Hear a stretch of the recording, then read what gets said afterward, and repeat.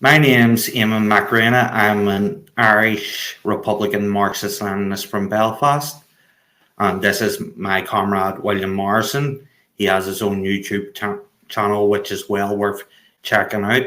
We will be discussing the issues of Irish independence, Scottish independence, and multipolarism. And William will have interesting things to say on all those subjects. And as the audience knows, we differ on the subject of Scottish independence. He is from a unionist perspective. I'm from a pro-independence perspective. We will be respectful and civil, and there will be no council mobs. Go ahead, William. Yeah, thank you. Yeah, my name's William. I'm a British Marxist-Leninist and anti-imperialist based in Scotland. And yeah, it's an honor to be here. I do have my own YouTube channel. It's just called William Morrison. I've got about 170 subscribers. So if you see that channel, that's me. I'd really appreciate you check out my other videos and subscribe. Yeah, I've agreed to be here based to talk about these issues of Irish independence and Scottish independence, because I have a very polarized view on both of them. You know, what I think about Irish independence is pretty much the complete opposite of what I believe about Scottish independence.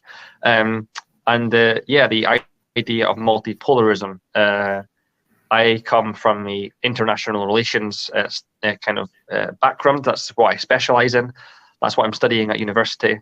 So it's my job to know a lot about multipolarity and unipolarity and the different international institutions of thought and movements and stuff like that.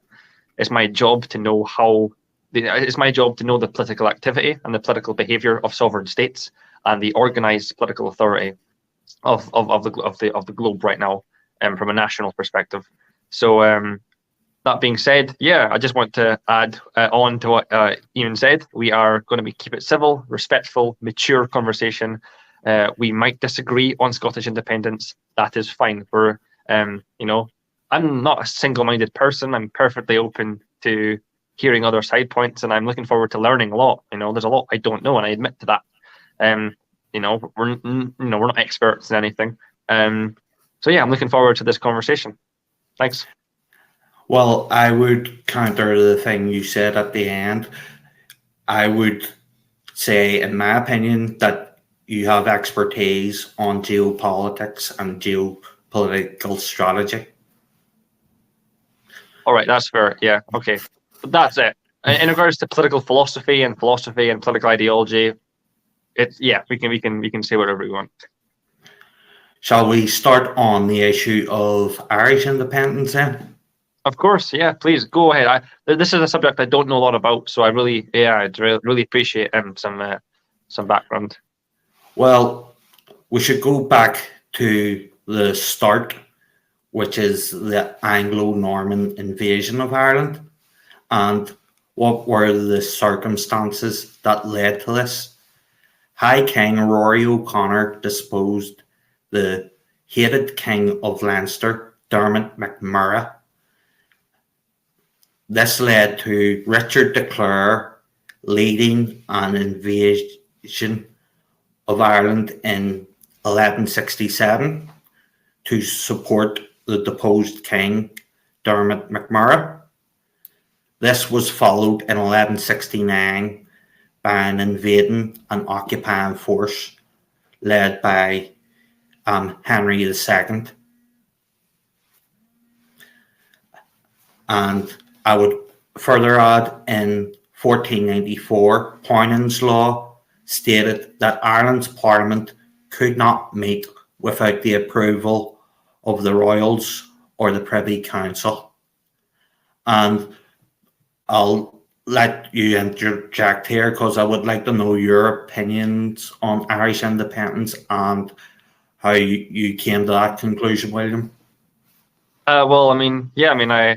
First of all, just my opinion on it, I'm fully in support of Irish independence. I think that Northern Ireland should be given back to the Republic. I support a socialist, united Ireland under the banner of a working class socialism.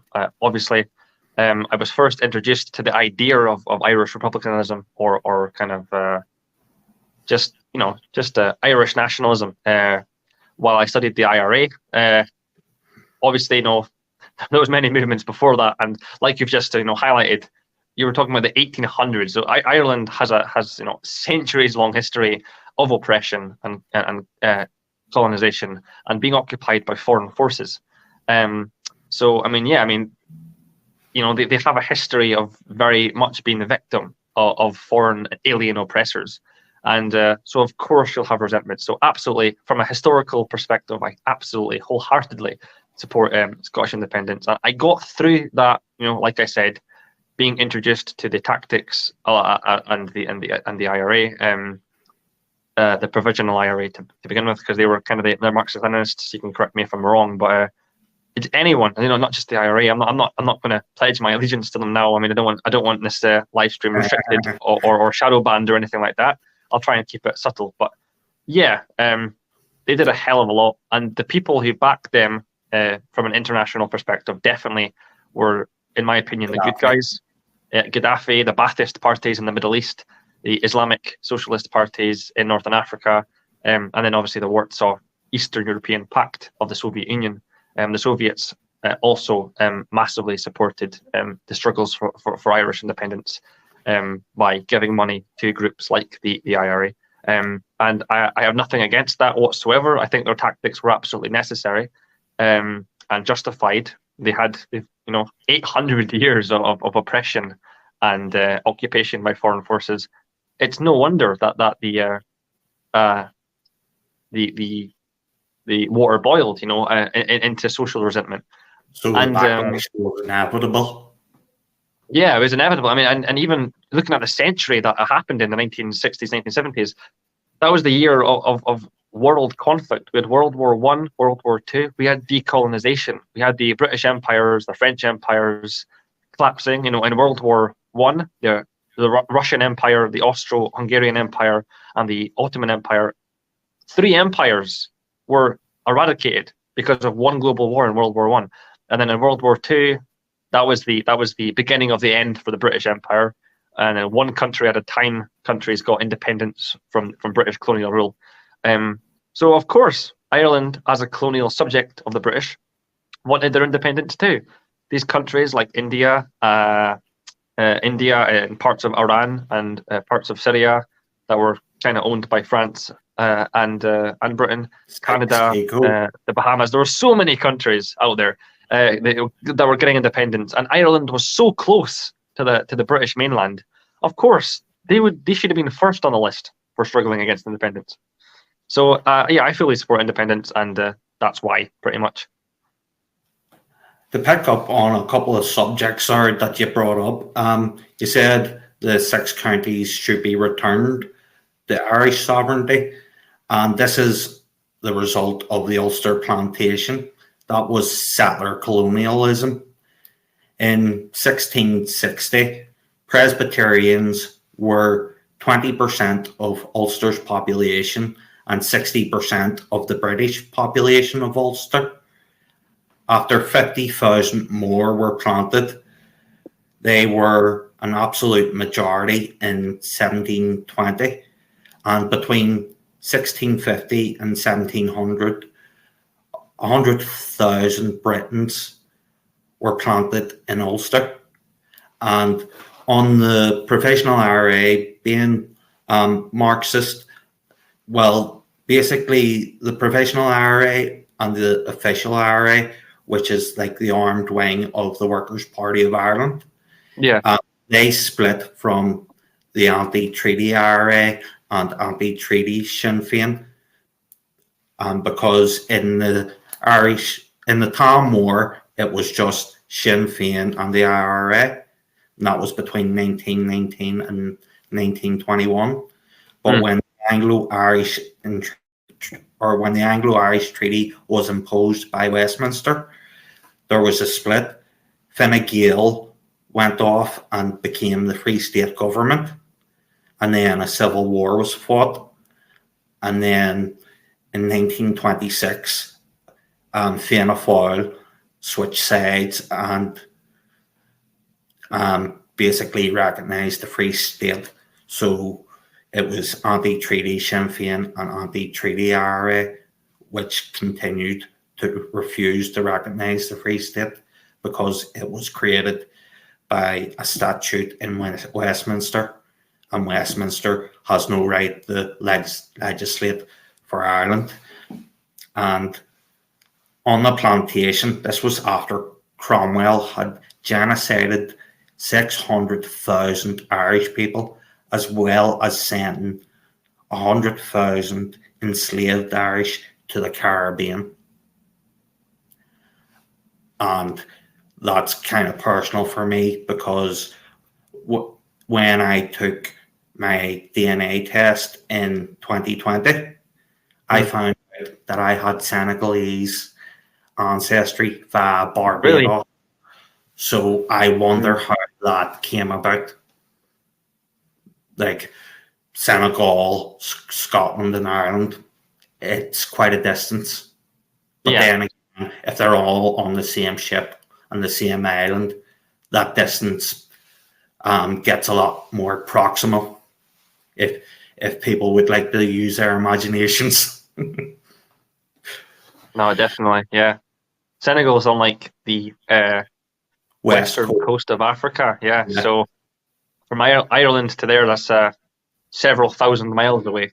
Easy. Back in those days, it would have been weeks on a ship to sail there. So that's the ship just blew off course. yeah. Very telling, yeah. And that's not the only thing that cruelty that the British have imposed. There was the forced starvation of 480,000 in the year of slaughter. That's what the Irish called 1740 to 1741. It was a proportionally bigger loss of population for Ireland than from Angkor Moor. And that's the Great Famine to people who don't know better. But I could also say R.F. Foster said that 1798 was the most concentrated violence in Irish history. Ulster suffered the most executions. General Lake was untroubled by legal restraint. In the dragooning of Ulster, Ballynahinch was sacked indiscriminately, and over 50,000 Republicans were killed in 1798. But if we dare complain of an Ulster Scots genocide, our rhetoric is being too strong, apparently. And can I ask you, how is this taught in Scotland, in the Scottish education system? It's not. I knew nothing about any of what you've just said. To be honest, it's not.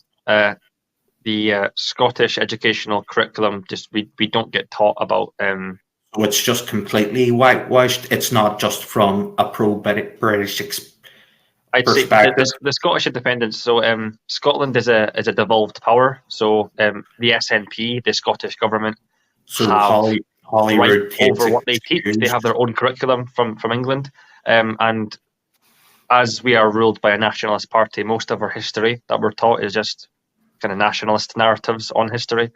You know, William the Wallace, stuff like that. The Scottish struggles for independence and stuff.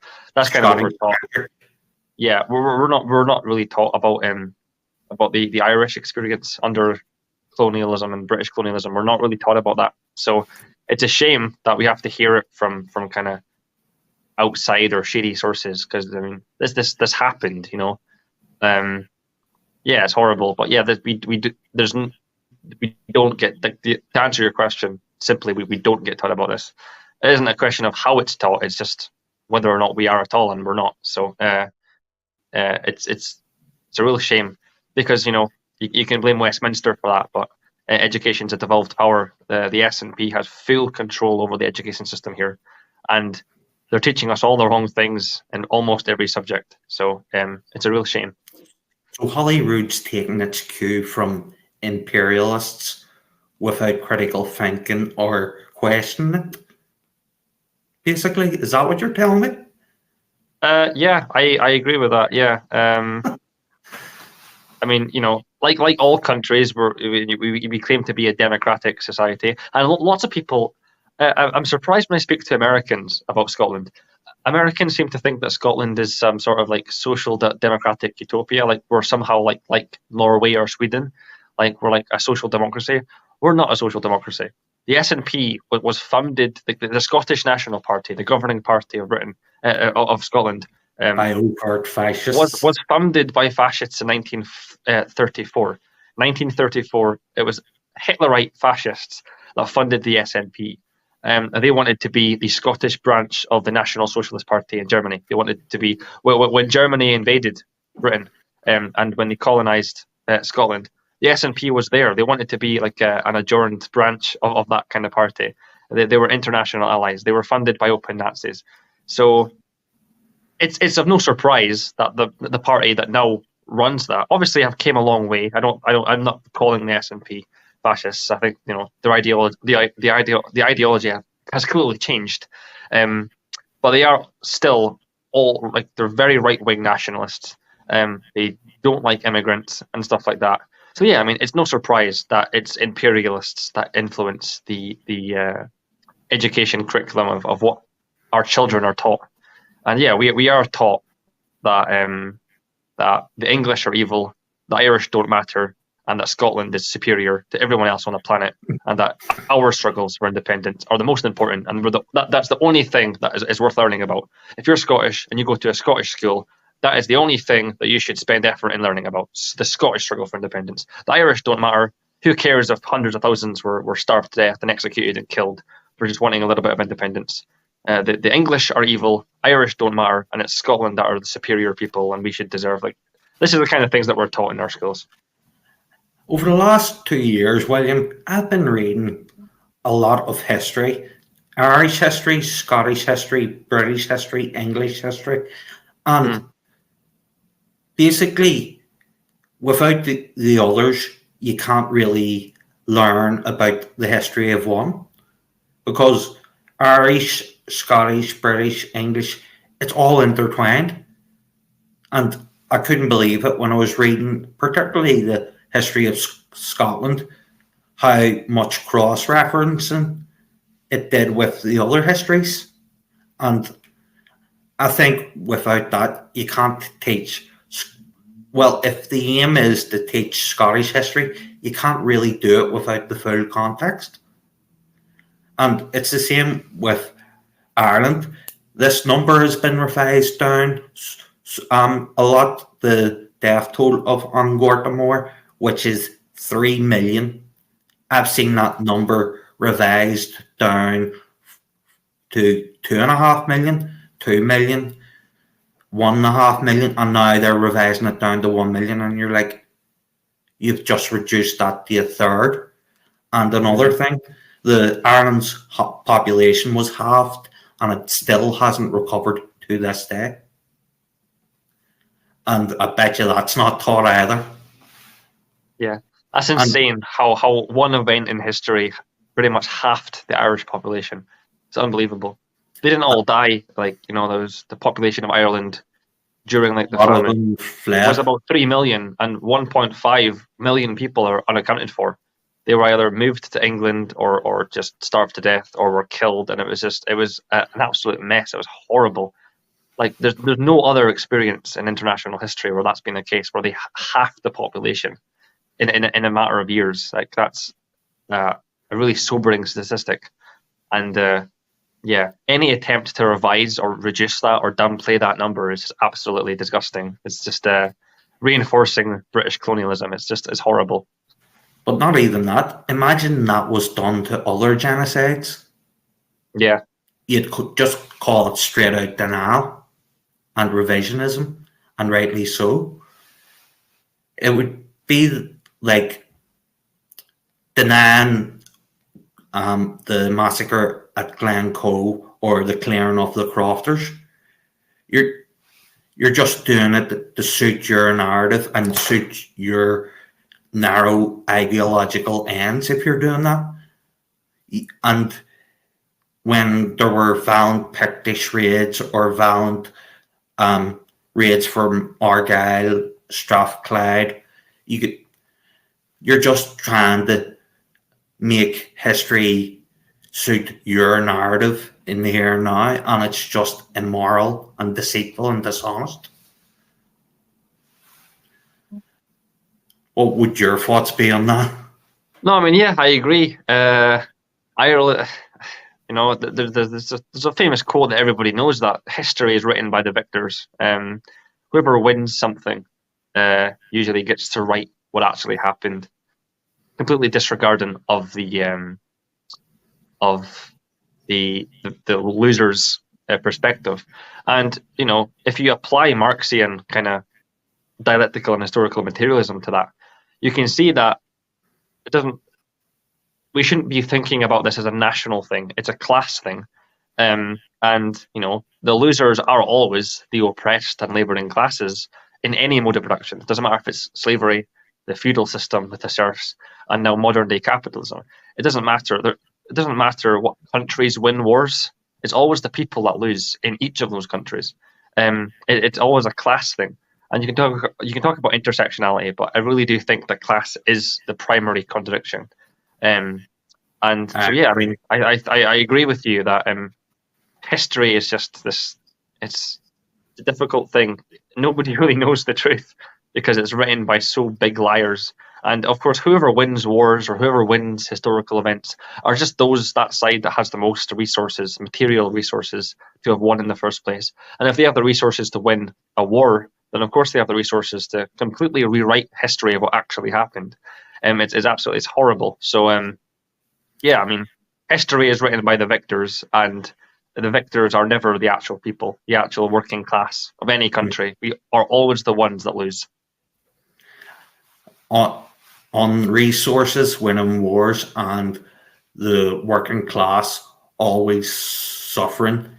The British Empire in 1870 had a quarter of the world's gross domestic product, and in the 1910s, just before the Dublin lockout by James Connolly, and then 1916, Dublin had the highest poverty rate, not only in Ireland, not only in just what was called the United Kingdom, but the whole British Empire. And I'm not saying the streets of India were great either.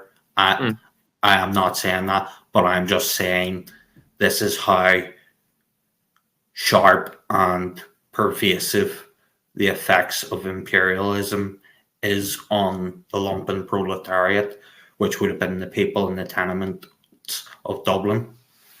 Yeah, that's crazy. I didn't know that either. That's actually crazy. So, of all of the places occupied by British rule, the Irish had the highest poverty rates of any other colonized area statistically. Yes, and yeah, that's not downplaying what happened in India and Bangladesh, because basically where British imperialism went, poverty and suffering were sure to follow, because that's the cost of doing business and making a surplus and a profit. That's why Vladimir Lenin said imperialism is the highest stage of capitalism. He also said that the Irish Citizens' Army was the first Red Army that the world had ever seen. Yeah, that's true. Yeah, Lenin spoke very highly of the Irish struggle for independence. He spoke very highly. He was hugely supportive of the Irish struggle. He was very consistent in advocating for the Irish. Yeah, but it's the general material conditions of the British Empire were brutal. You know, just from recently during the war, when India at first refused to join World War One, Churchill just went out and ordered a blockade of a major city, starving 4 million people. You know, 4 million people, mostly women and children, were just starved to death because Churchill had ordered a blockade. And just to mention, it was actually a Scottish battalion that enforced that law. It was Irish people that had that were over there overseeing that in Ireland, in India, and yeah, it was them that oversaw and enforced the starvation of that 4 million people in India, and that's a estimated number. Numbers for that genocide go up to high as 8 million, and go as low as 1 million. But I mean, it's in the millions. And yeah, it was a Scottish battalion that oversaw it. But yeah, those are the kind of things that happened under the British Empire. Just that was normal. Like, you're the subservient, subject of the Great Britain. Or if you go against us or don't do as we say, we'll starve millions of your people. I think. Do you not think so? Sorry, what did you say? Is Churchill's grade made it easier for him to dehumanize millions of people? And I personally think even 8 million seems like a low estimate, even though it was the high end there. Yeah, oh yeah, of course, yeah. I mean, cities in India, even India back in the 1940s, the population of major cities were in the tens of millions. It's very possible that it was the death count for that specific genocide was over 8 million. I can very easily clearly see how that can be the case. Yeah, for sure. Like I said, history is written by the victors and whoever has the most material resources, and obviously it was British. So even when the British admitted that they'd done it, they probably had they thought that they had the right to like downplay and just lie about the facts because they could who's going to stop them? They could just lie about stuff like that. So there's probably lots of atrocities and genocides and crusades that the British have taken part in where they just all out lied about the counts of the people that they'd killed because they couldn't be bothered to actually count and know because they didn't even care, or they knew that they'd fucked up and they had to downplay it. But who was going to stop them? Like, it's just they didn't care. It was a complete disregard for human value, for human life, for human decency. Just a complete disregard. The British Empire represents the worst in all civilizations anywhere on the planet. It's just it's brutal. The history of it, it's just dehumanizing entire civilizations, casual racism, just grinding people to absolute desolation. Casual. Sorry? I'd argue it wasn't casual. No. It was systematic. It was ingrained in their policy and in their laws. They were quite open about the fact that they thought that certain races were just inferior animal savages, and that some were superior. Yeah, they were quite open about that. I think they were rationalizing their greed, and you've reminded me of a couple of things. You said about basically they could get away with it. Well, they had a quarter of the world's resources, as I said at one point, like the Roman Empire had back in the day. And basically remember that the Roman Empire's judiciary was the Roman imperial civil magistrate, which had the fasces. Symbol. Yeah. Basically, I would argue that you said the British Empire collapsed earlier on and the French Empire collapsed, but I would argue that they're still there, and especially the British Empire, because you can call it the Commonwealth of Nations and have strict free trade rules if you like, but everyone can see what it is, basically. And can I say a couple of things before we get on the subject of Scotland? Yeah, sure. On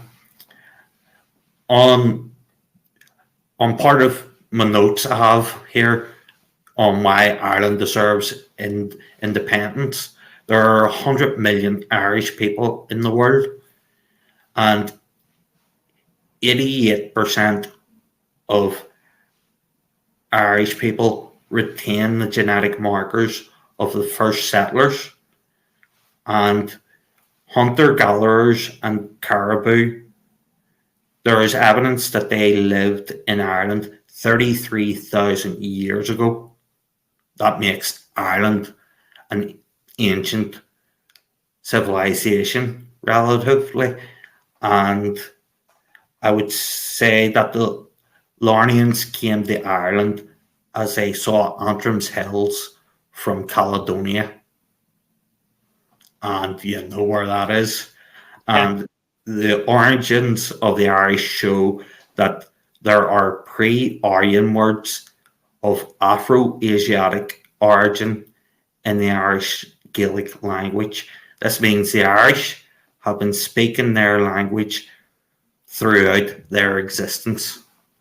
I thought they were interesting facts to put forward, even though it doesn't say much about the material conditions of the Irish, which I would argue that despite not being what they should be, though you could say the same thing about Scotland, they have improved with Christianity.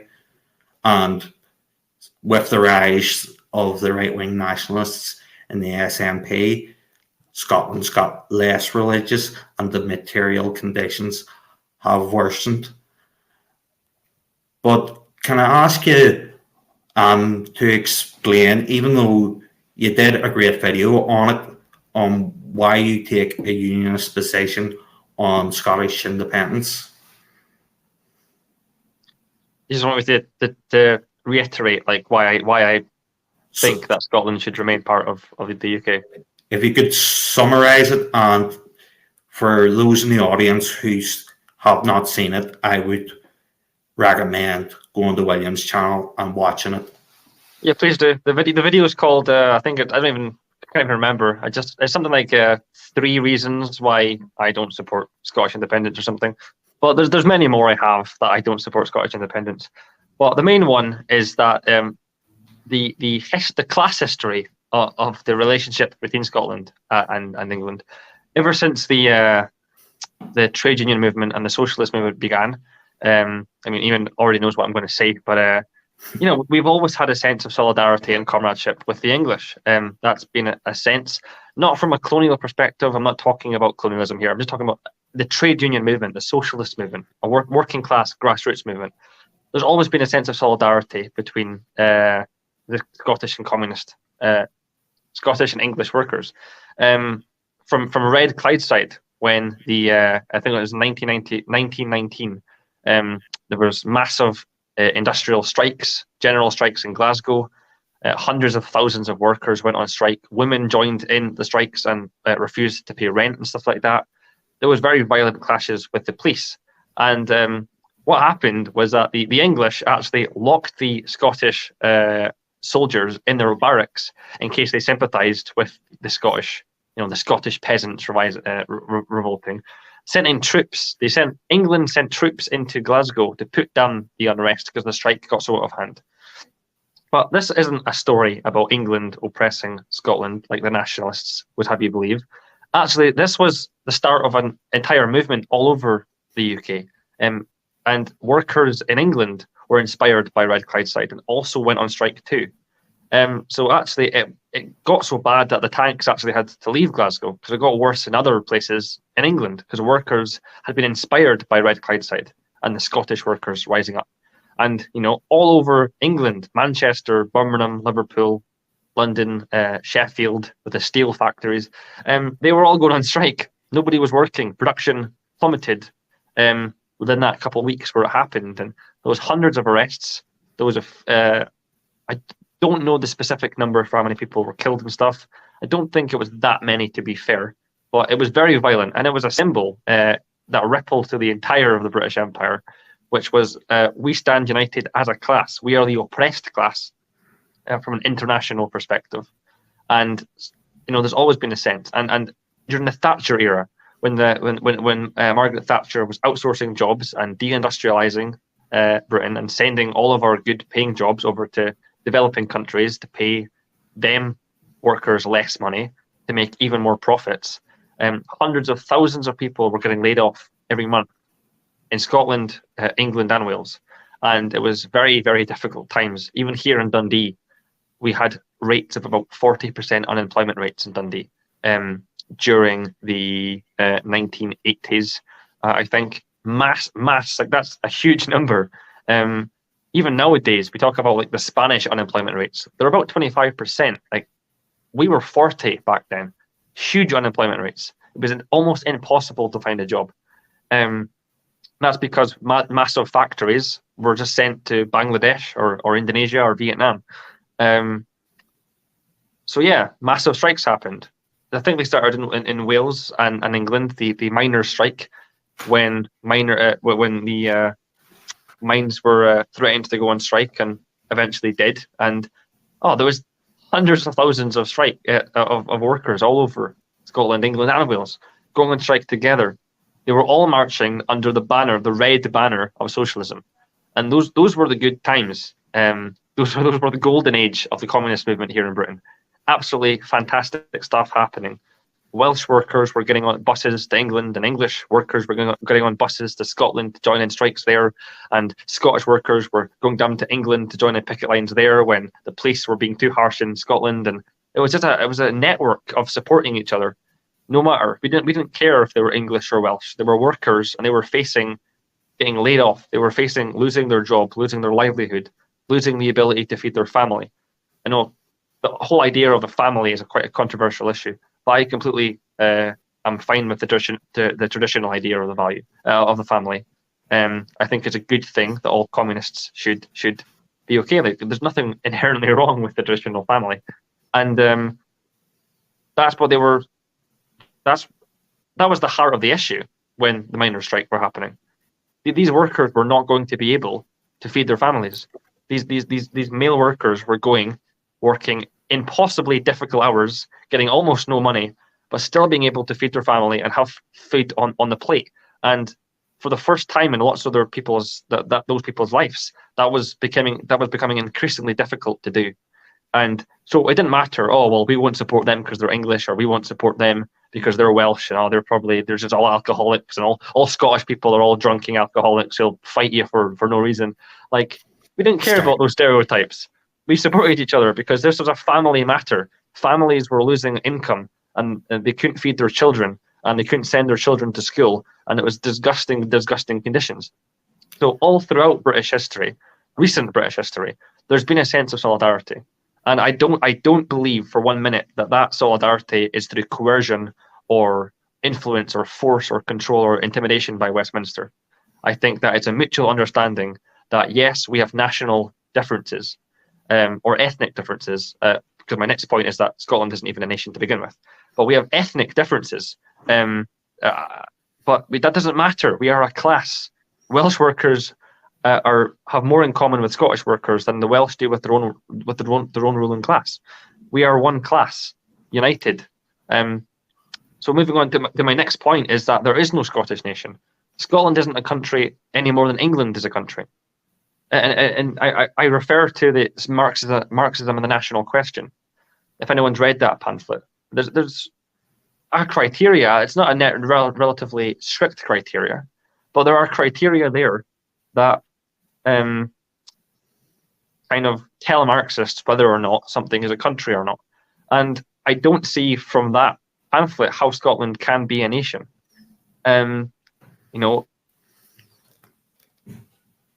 Well, for starters, Scotland and England, the geographical territories of Scotland and England, have been occupied by different people. Scotland has huge historical influences from the Vikings. We were raided by Vikings. We weren't ever occupied by the Romans. The Romans didn't come to us. And the nationalists, the Scottish nationalists, will have you believe that the reason why the Romans didn't conquer Scotland was because we were too strong and we scared them away. That's not true at all.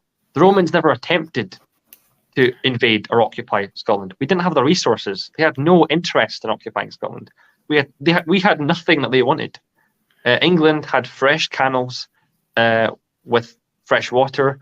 They had massive overseas territory that had already had networking done. They had docks, they had trading, they had whole infrastructures there that the Romans could just take over. Scotland, infrastructurally, we were lacking behind by a lot. The Romans didn't want. Can you want something to say? Did Agricola not record battles between the Caledonians and the Romans and the Picts and the Romans before Antonine's Wall or Hadrian's Wall was put up? Yeah, you did. Yeah, there was clashes between the Caledonians and the Romans for sure, but honestly, I don't see any historical evidence. If you have any, please do. Like I said at the start, I'm very open-minded. They ever occupied, but they did fight, and that was the point of Antonine's Wall and then Hadrian's Wall, to serve as a defence from the Caledonian and Pictish kingdoms. Yeah. But my main point is that the nationalists here in Scotland would tell you that the reason that the Romans didn't ever manage to occupy us because we were all scary big clansmen who fought them and ran them off to the hills back to England. That isn't true. There was clashes, yeah, for sure. But I doubt very much that it was over resources. I don't know what resources the Romans would have wanted from Scotland. We had almost nothing. We had Highlands and the Lowlands. The Lowlands had the main job. So even back then, we didn't even have the infrastructure back then to even divide those two. So we had nothing really. We lived in clans back then. In the Highlands, we had mud huts. I really can't see any economic or material interests the Romans would have had. But yeah, for sure, we had clashes with them. We had wars with the Romans. Call back there. So you have the British history. Caradicus, I think it was, in his defence in the Roman Senate for having rebelled on behalf of the Britons against the Romans. He says, with all your lovely villas and mansions, why do you envy our mud huts? And it's a great point about material conditions. And that brings me up to another question I wanted to ask you.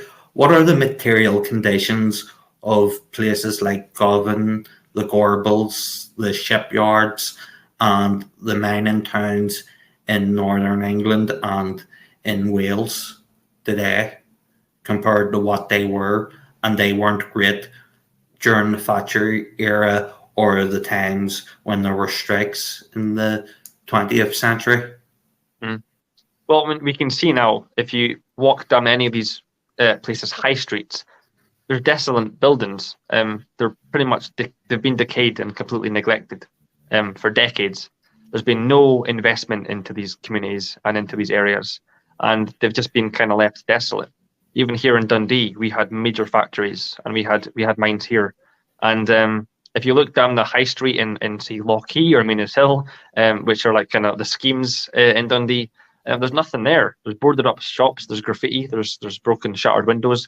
That's the same in Northern England too, the major mining towns in Northern England, the Midlands and stuff.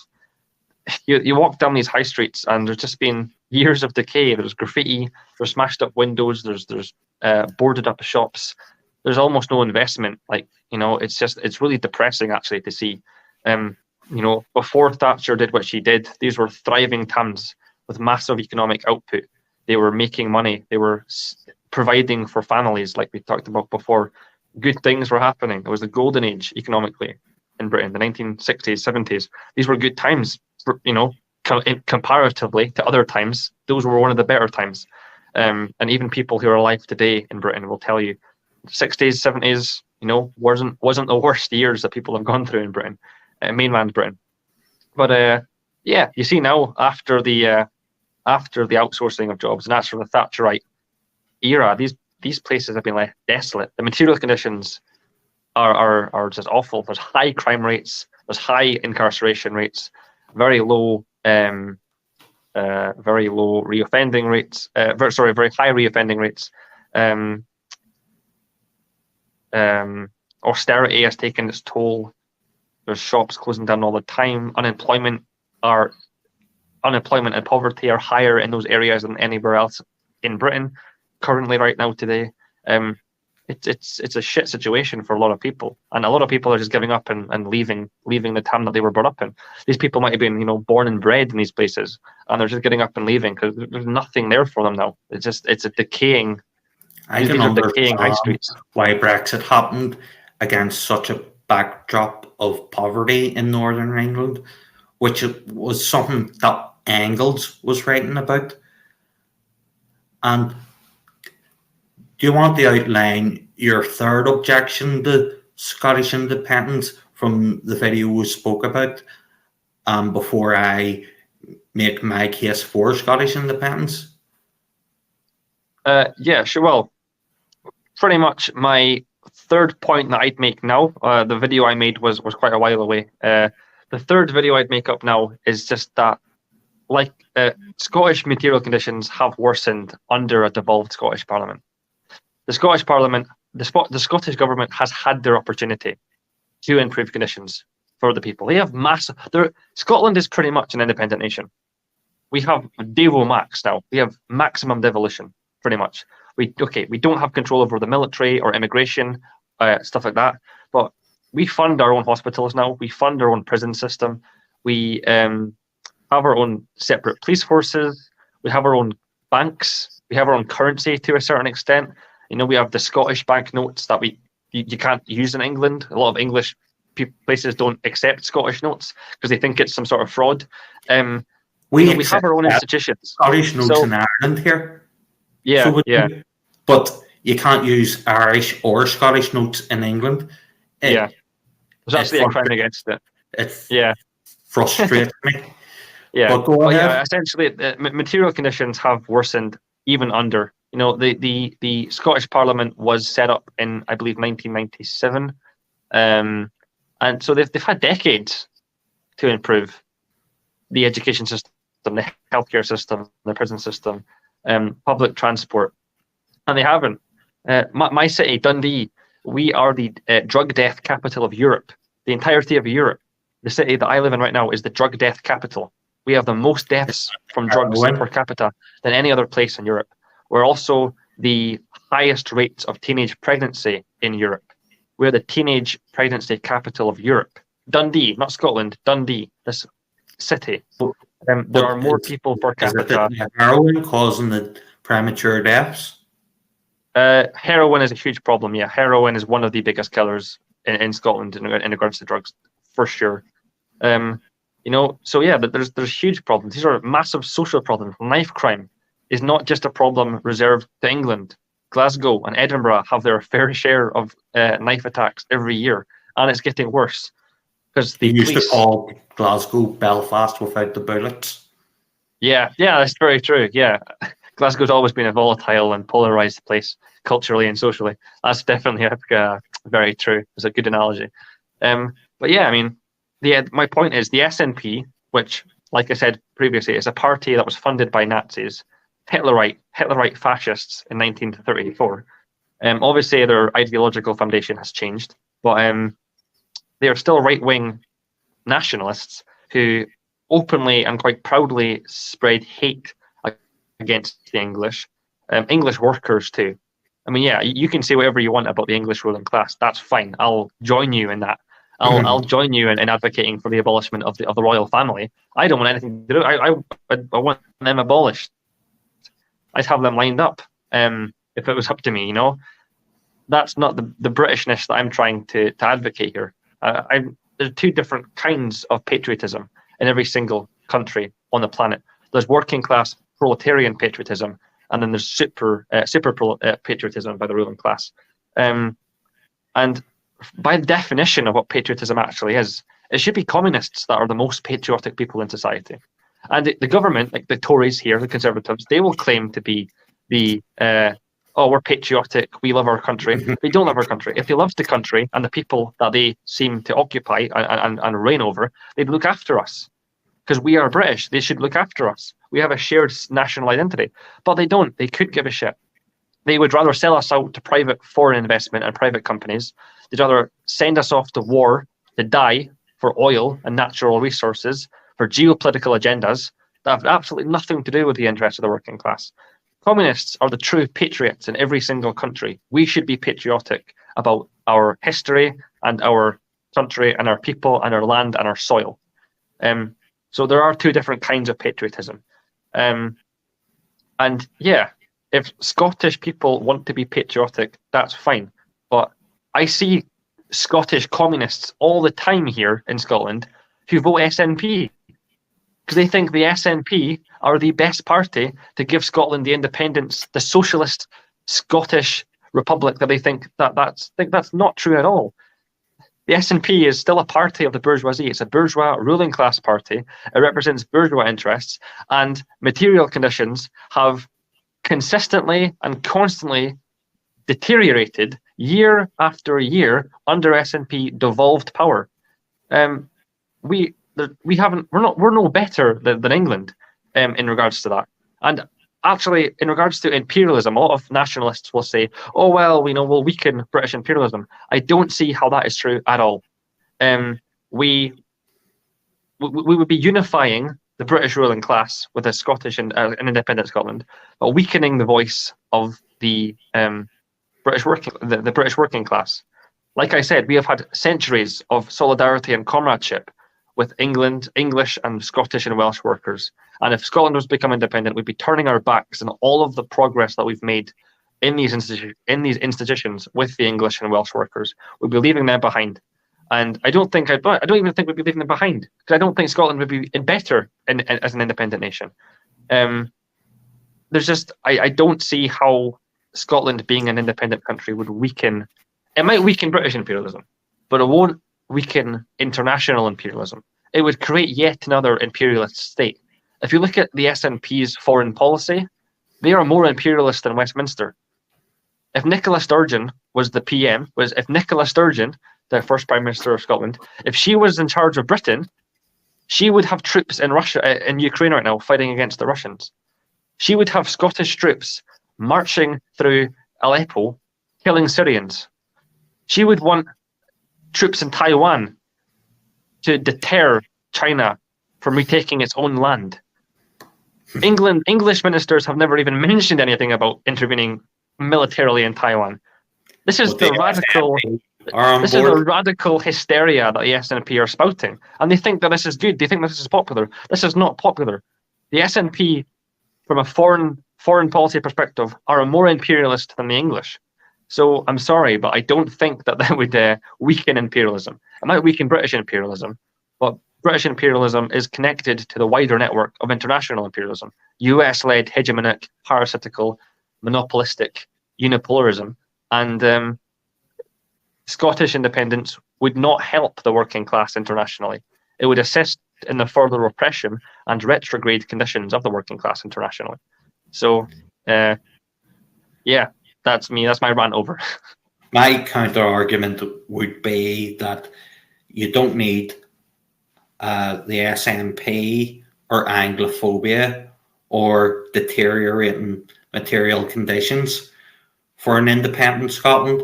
And if it really was an independent Scotland, it would also be independent of the EU and international imperialism. I would argue that the British workers are not united against the British establishment, and that uniting Scottish workers against the Scottish establishment is more achievable. I would say that Scotland never votes for the Conservatives, but is always governed by the Conservatives. And I would argue that you would say it's Steve O'Max. I would argue that the vow was broken and that the Tories, Labour, Lib Dems never had any intention of giving the full powers to Holyrood. And from what you're describing on the material front, maybe it's just as well. They might have just screwed that up as well. And it's the SNP, given the incompetence they have shown, they might have screwed it up, but that doesn't exclude the possibility of a pro-working Scottish government ever coming to power in Holyrood. I would say Project Fear was the strategy of the No campaign, and it was supported by the establishment.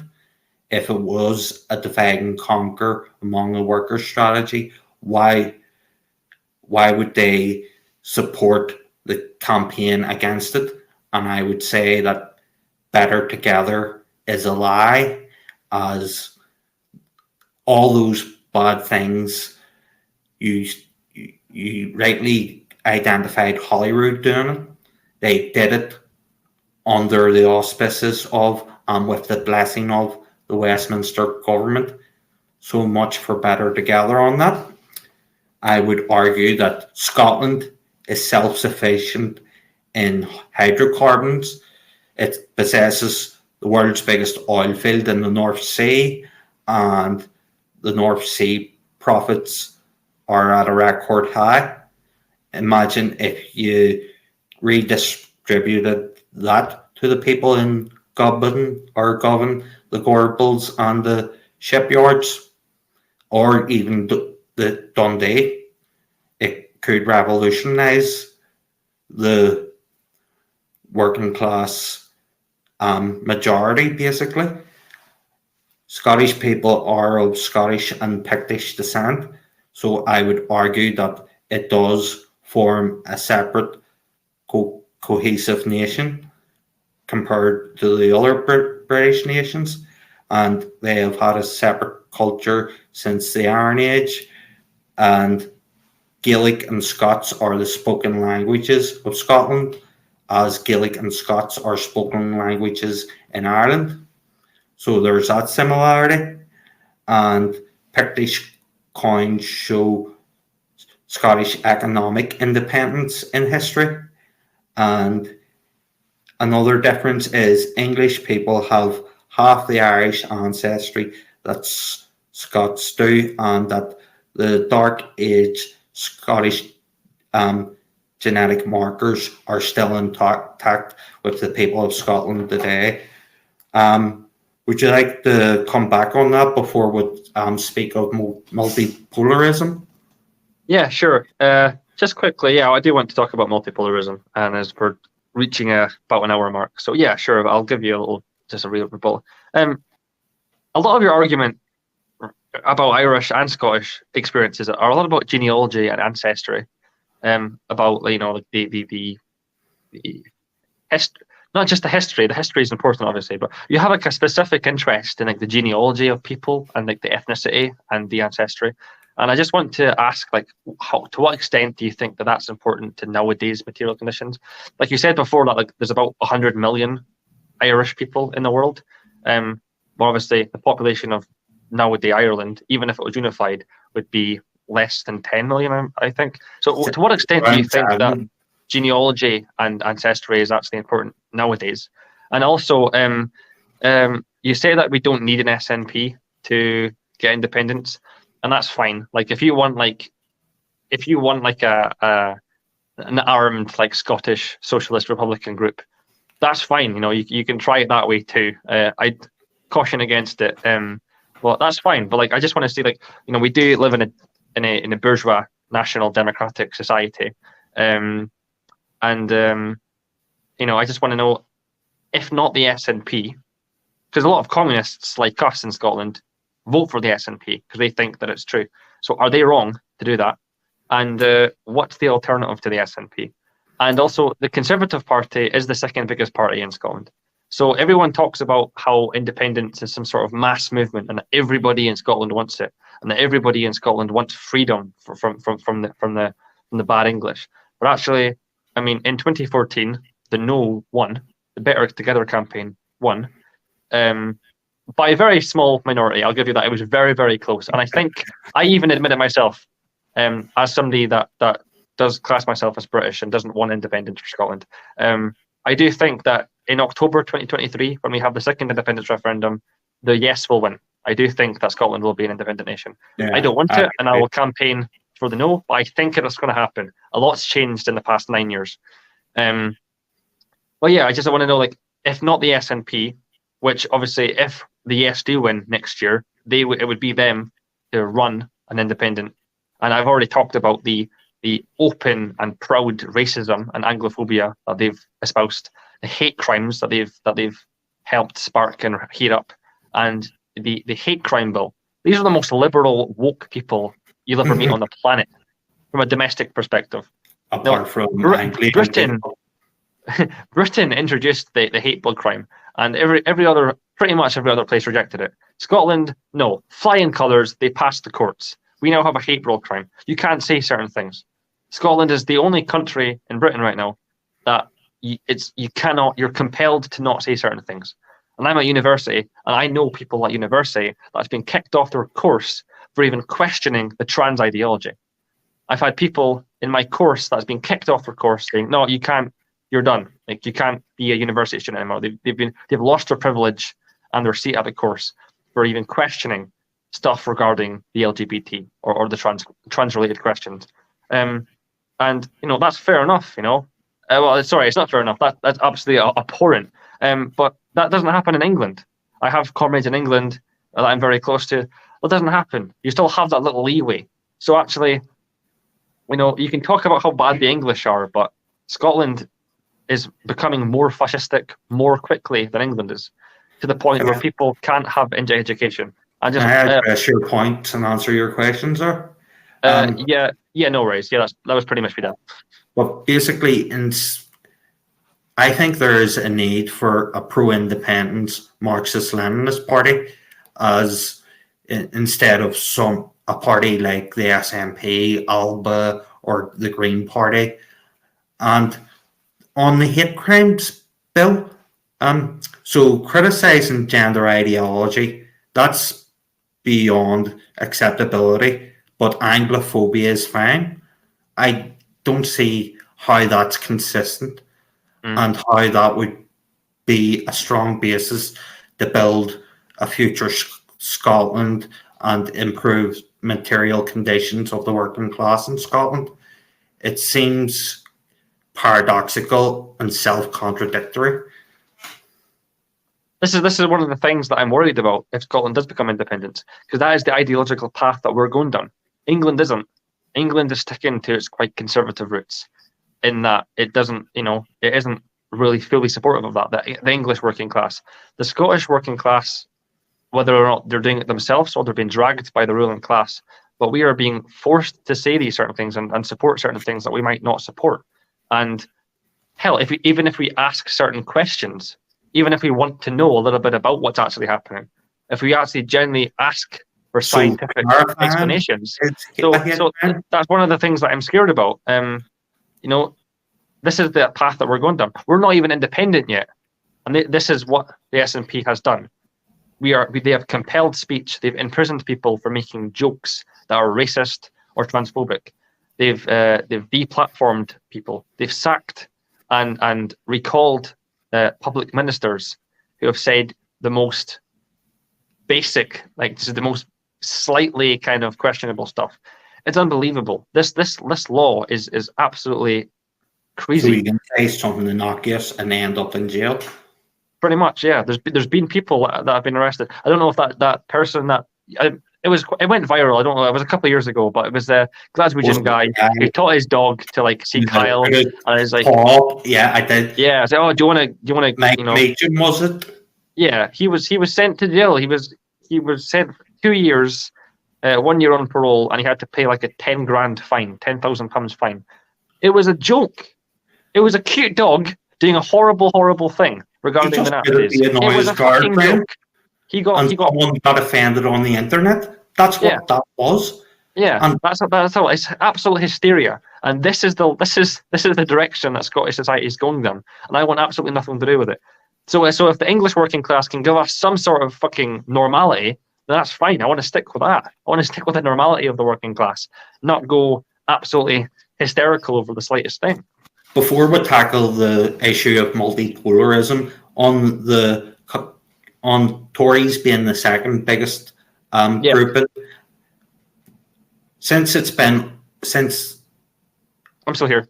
Oh yeah, since the noughties, it's been all SNP, but before that, it was solidly Labour for decades, and that's what I meant when I say most of the Scottish people are against Conservatives, even though there is a significant bloc in Holyrood. No, yeah, I mean, I agree with that. Labour obviously still is a massive party. Sorry. Yeah, I mean, Labour, the thing is, Scotland and England have different electoral systems, so it's extremely difficult. Obviously, general elections have first past the post, and Scottish elections have AMS. We have the additional member system. So it is difficult to kind of translate that into one kind of centralised system. But, I mean, yeah, generally, nationally, over Scotland, through the share of votes, the Conservatives are the second biggest. But yeah, I mean, even in constituencies like Dundee, the Labour is the second biggest party in Dundee. And I think that's the same for Glasgow and Edinburgh, which are the major cities in Scotland. It's more like the rural agricultural areas. Arbroath, Aberdeen, the Westlands, West Coast, and up north, there are lots of fishing towns and stuff. They vote Conservative because they believe that the Conservative Party has their interests best at heart. But I definitely see your point, and that makes sense to me. And moving on to multipolarism, what are your thoughts on over 100 countries using Chinese currency in international payments, and Chinese currency being the 8th most traded on the planet? I think it's fantastic. Not only because I support China, but because it gives countries a second option. China is strong enough now to take on the US through a economic kind of not conflict, but a race kind of. It's a race to the top now. The last time we had kind of bipolarism from a kind of international relations perspective was during the Cold War. We have hegemony or unipolarism, which is just one country dominating the world, which is what we have now with the US, and we've had that since the collapse of the Soviet Union. And then during the Soviet Union, during the Cold War, we had bipolarism, which is countries had an option to choose who they wanted to side with. You sided with the Soviets or you sided with the US. And we haven't had that choice in a very, very long time. And now, all of a sudden, with the rise of China, okay, it isn't the Soviet Union anymore, but it's a second choice now. This is the rise of not only bipolarism, but multipolarism, because it's not just China versus the US. Brazil wants a little bit piece of the pie. Russia wants a little piece of the pie. Iran is rising in the Middle East. And all these countries, okay, except from Brazil. Brazil is quite they're different, but the other 4 countries I mentioned, Iran, Russia, China, and even like Pakistan and stuff, Pakistan are rising. They all have similar interests in that they vehemently oppose the US and what they do around the world. And if the bloc is building, and it's super interesting to see that just a couple of years ago, countries were too scared to show support to China. They were too scared to even trade with China because the US would sanction them or blockade them. Now countries don't care. The US on an international scale is drastically losing its influence on the world. And countries are caring less about the ramifications of their support to China, and they're just doing it anyway. The Solomon Islands recently passed a bill, and it just shows how island nations are affected. Island nations 5 years ago would never have even bothered to even mention support to China because they'd be too scared. Like the Maldives, the Seychelles, Mauritius, the Micronesia, the Federated States of Micronesia, the Solomon Islands, Fiji, they would be terrified to admit support to China because the US was dominating them. Now, 5 years on, they couldn't give a shit. Just, I think 3 weeks ago, the Solomon Island passed a bill in their parliament that said that China would now be responsible for 75% of that country's import, which means, and it used to be America before. So they've changed hands now.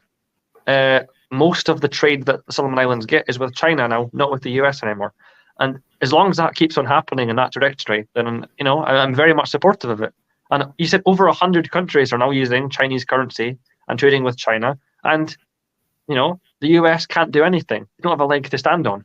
They're losing support rapidly, and China is gaining support rapidly. And that isn't through force or intimidation. That's because China is genuinely helping countries in Africa and the Middle East. Their infrastructure programs, their investments in local communities in Africa. They've built roads and railways and hospitals in Africa. They don't expect any of that money back. They just wanted to help people because Africa has experienced centuries of European colonization. They've been completely oversaturated with oppression, and naturally they can't even grow their own stuff now. And there's a famous quote, obviously, Africa isn't poor, not in resources, they're just overexploited. If they controlled and owned and regulated their own resources and their own land, they would be incredibly rich because they'd actually do it with national interests. They wouldn't be selling themselves out to private imperialist capitalist industries. The countries are not supporting China because they're being forced to, like the Western media will have you believe, is because they actually are seeing firsthand that China is helping them and actually wants to help as a humanitarian mission. Just like during the COVID pandemic, when Cuba sent medical brigades, when the US were sending bombs to Syria and bombing Palestine and Syria and killed Qasem Soleimani, the military minister, the defense minister of Iran, Cuba were sending military brigades to Africa to help with the outbreaks of the COVID pandemic. Very different brigades. The US were sending military brigades, where Cuba and Vietnam were going on lockdown. Well, that's controversial, but they were helping their people one way or another. So yeah, China isn't the bad guy anymore. And communists have obviously been saying that for a very, very long time, but now even normal, apolitical people who are not even really that interested in politics, are saying, yeah, maybe China isn't bad. Maybe we should give them a little here. Maybe we should hear them out. And as long as that keeps on happening, full support. But it isn't just China. Multipolarism doesn't mean just China. If it was just China and the US, it would be bipolarism. That isn't what this is. This is multipolarism. This is more than 3 countries gaining influence in different spheres. And just one more thing before I let Eamon speak. I know I spoke for a while. Communists and anyone needs to stop being scared of using the word multipolarist. I know that the term multipolarism can be connected to Aleksandr Dugin, and I know in communist spaces, he's a very controversial figure. He's a Nazbol or whatever. He was the founder of the Russian Nazbol party. But nowadays in the 2022, he's a geopolitical advisor to Putin. He works in the Russian government. He's a geopolitical advisor. So actually, it doesn't actually matter what you think of his philosophy. I'm not a national Bolshevik, and I've read the National Bolshevik Manifesto by Karl Otto Peitel in the 1920s, and I've read lots of works by Dugin. I've got some on my bookshelf. I've got the Fourth Political Ideology and stuff. I've read it. Yeah, it is what it is. It's very interesting. It's opened my eyes to certain things. I don't necessarily support it. There's a lot I don't like. But stop being scared, okay? I'm not going to stop saying the word multipolar or multipolarism because of some beef I have with Dugin. I don't really care about that. Multipolarism has always been language that people in the international relations and political sciences have used, and we're not going to stop saying that because we're scared to be associated with a certain ideology. So yeah, don't be scared. Stop it. Say whatever you want. Language is different to politics. So just stop thinking about what words are connected to certain ideologies and just say what you actually think, please. I was going to say on the multipolarism, the reason I brought up over 100 countries trading in Chinese currency, because that leads me on to my next point, and you actually covered a lot of what I wanted to talk about there. There's 43 countries that are hostile to Russia are now compelled to trade with Russia in rubles. That's another good sign against the petrodollar. And trade with Russia, Pakistan, and Africa will strengthen China's currency in international trades. I'll give you a few examples here. $9.5 trillion worth of trade is done on the Belt Road, and the Belt Road generates $28.4 trillion in gross domestic product. And China's trade surplus is $101 billion. Russia's is $70 billion. Compare this with the United States, $79.6 billion, Britain, $35.2 billion, and the EU, $12.6 billion. And when you do the accumulative totals between the respective blocks, 2 countries, $171 billion is greater than $127.4 billion of the other 3 blocks. And that shows you which way the winds are shifting and where the trade and productivity is shifting towards. What would be your opinion on that? Again, very good. For sure. I mean, even people who are not interested in politics are now seeing maybe it is time for a new world leader. And even I was speaking to my dad today. He's not even interested in politics. He couldn't care less. He's very apolitical. But he was talking about, you know, the rise of China, and he was asking me some questions because he knows that I know you know, that it's kind of my area. And yeah, I kind of gave him like a 5-minute explanation, and he just did it like, you know, yeah, maybe it's time to give somebody else a chance to rule the world. You know, maybe it's time to maybe shift away from the US. They've had their chance and they fucked it up over and over again, every year almost. You know, since World War II, the US has tried to overthrow over 50 foreign governments for no apparent reason other than just to like for America's own geopolitical agenda. So yeah, maybe it's time. Even people who are not political are waking up to the fact that maybe it's time to let another country take the reins for a while, just to see how it goes. And I mean, I can promise you, if that country is China, then things will get better very, very fast. But yeah, I mean, yeah, you mentioned the countries. 45. Do you say 45 countries about the Russia thing? 43. That used to be hostile to Russia. No, they are hostile, so they are must. Hostile, but they have been compelled to trade in rubles. Yeah, if the US or Britain, the EU, you just want to buy oil and gas, pay up in rubles. You can't trade in the petrodollar anymore because Putin did not like the escalation against Russia in Ukraine. Mm-hmm. So it was a countermeasure. Yeah, no, I think it's definitely justified. It's hilarious, actually. It's a shot in the foot to the imperialists because they all thought all this sanctioning, you know, that Rishi Sunak, you know, a candidate for the prime minister for Britain, he thinks that sanctions are going to like scare off Russia. And that's been the response from the West from the whole outbreak of this conflict. Oh, let's just sanction them. Let's sanction some oligarchs and let's seize some assets. And yeah, I mean, the Russian economy took a dip in the first couple of weeks of the conflict, sure, because they had to adjust to their new system. But Russia are doing perfectly fine now. They're pretty much back to normal economically. In fact, they're doing better. And they've made friends and allies with countries that they never would have otherwise if they weren't sanctioned. You know, countries like Djibouti and Ethiopia and Somalia and Algeria and Morocco. These countries were fairly neutral. They didn't really care about Russia to begin with. But now that Russia have been forced to go to look elsewhere for kind of trade markets, these countries have started kind of opening up to Russia. And like you said, I think some of those countries I mentioned are a part of that 45 that were actually quite hostile and have been forced to pay in rubles. And just to show the world what happens when you don't pay up in rubles, I think one of the Baltic countries, I can't remember if it was Estonia or Latvia.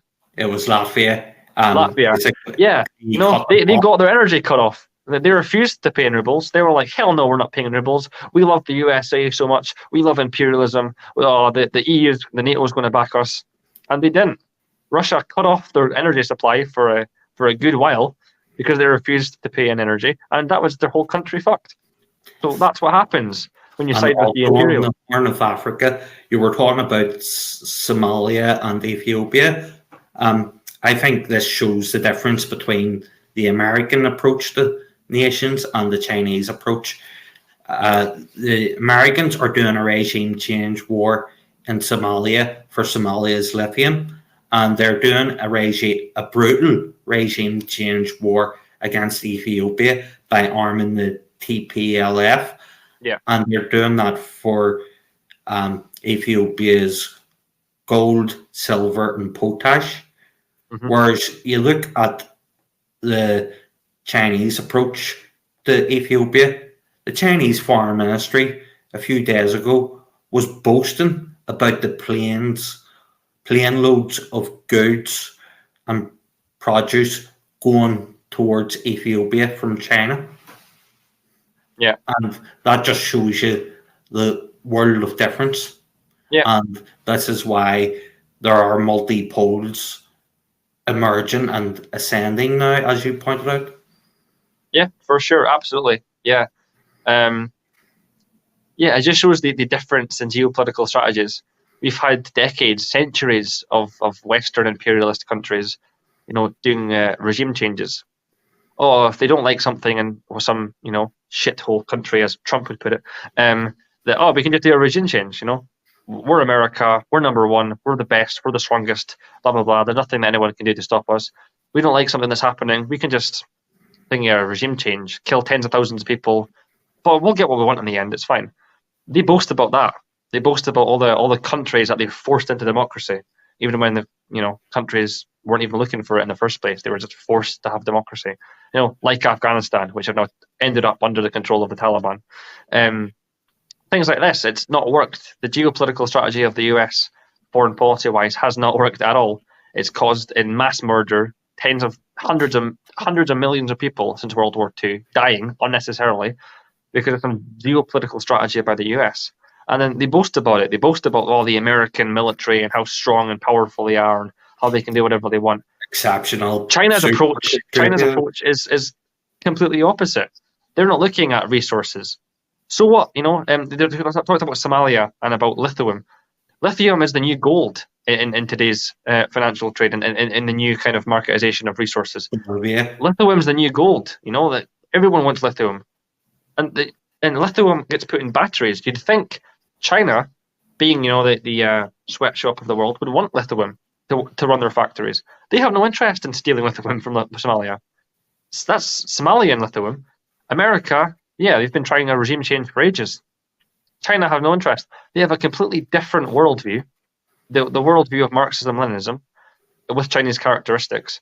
And they don't really care about stealing other people's stuff. They want to help people who don't have what China has. China has become a middle-income country. They're no longer the sweatshop of the world. They are an industrialized, electrified, fully infrastructure-supported country. They're a middle-income country. Wages are rising. The economy is rising. It has since Mao. They haven't receded economically in a long time. Their economy is slowing down recently, but it's still rising at higher rates than the US's. Multipolarity was an inevitable thing. It was always going to happen. If the US can't step up to the plate and can't do what it has done for ages, or continues to fail at it, then other countries are going to have to step up and show other countries options. And like I said, the Solomon Islands, countries like Algeria and Morocco, they're now saying that China and Russia are the future of international politics. And actually, that's a good thing. So they're willing to trade in rubles. They're willing to trade in yen. They're willing to trade in this because they are the future. And that's a very, very good thing. And I very much support that.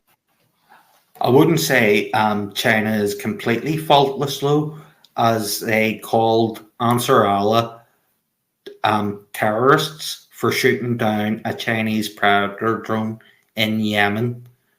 Now, is it not a mistake in this multipolar world to take a position that is much more like the Western imperialist position than, say, an Eastern pole position, be that Russia or China?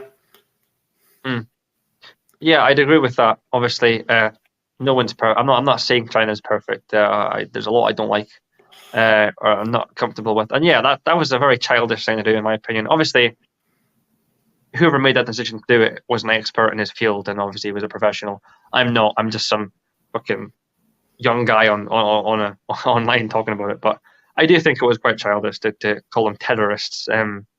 I get that maybe China has a patriotic heart to them. And in fact, patriotism is one of their 24 core values. The Chinese Communist Party published their 24 core values, and patriotism is a part of that. So patriotism is a very big part of China. So I think that was what we were seeing when they said that, when they called them. I don't think they were necessarily thinking about humanitarianism when that happened. Chinese citizens did die, and they were just defending kind of their people. It was definitely regrettable, and that isn't the only thing that's happened. China has done, bad things. They have been assholes to certain countries for sure. I don't think Deng Xiaoping having strong diplomatic relations with General Pinochet was a high point either. Yeah, true. Yeah, definitely. China has had history with supporting the leader of the Philippines. Even now, they have China have diplomatic ties with the Philippines. Duterte, who's a staunch anti-communist, who actually introduced a law a couple of years ago to order people to grass them up pretty much for being communists.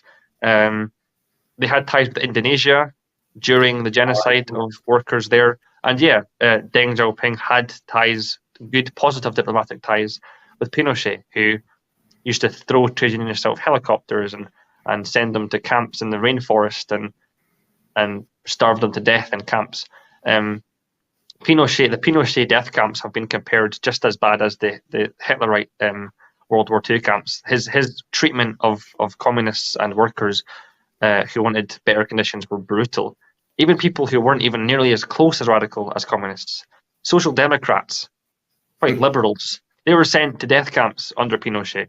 About 45,000 people just wiped out for wanting a fair slice of the pie, as the social democrats would say. Communists don't want a fair slice of the pie. We want to take over the whole fucking bakery.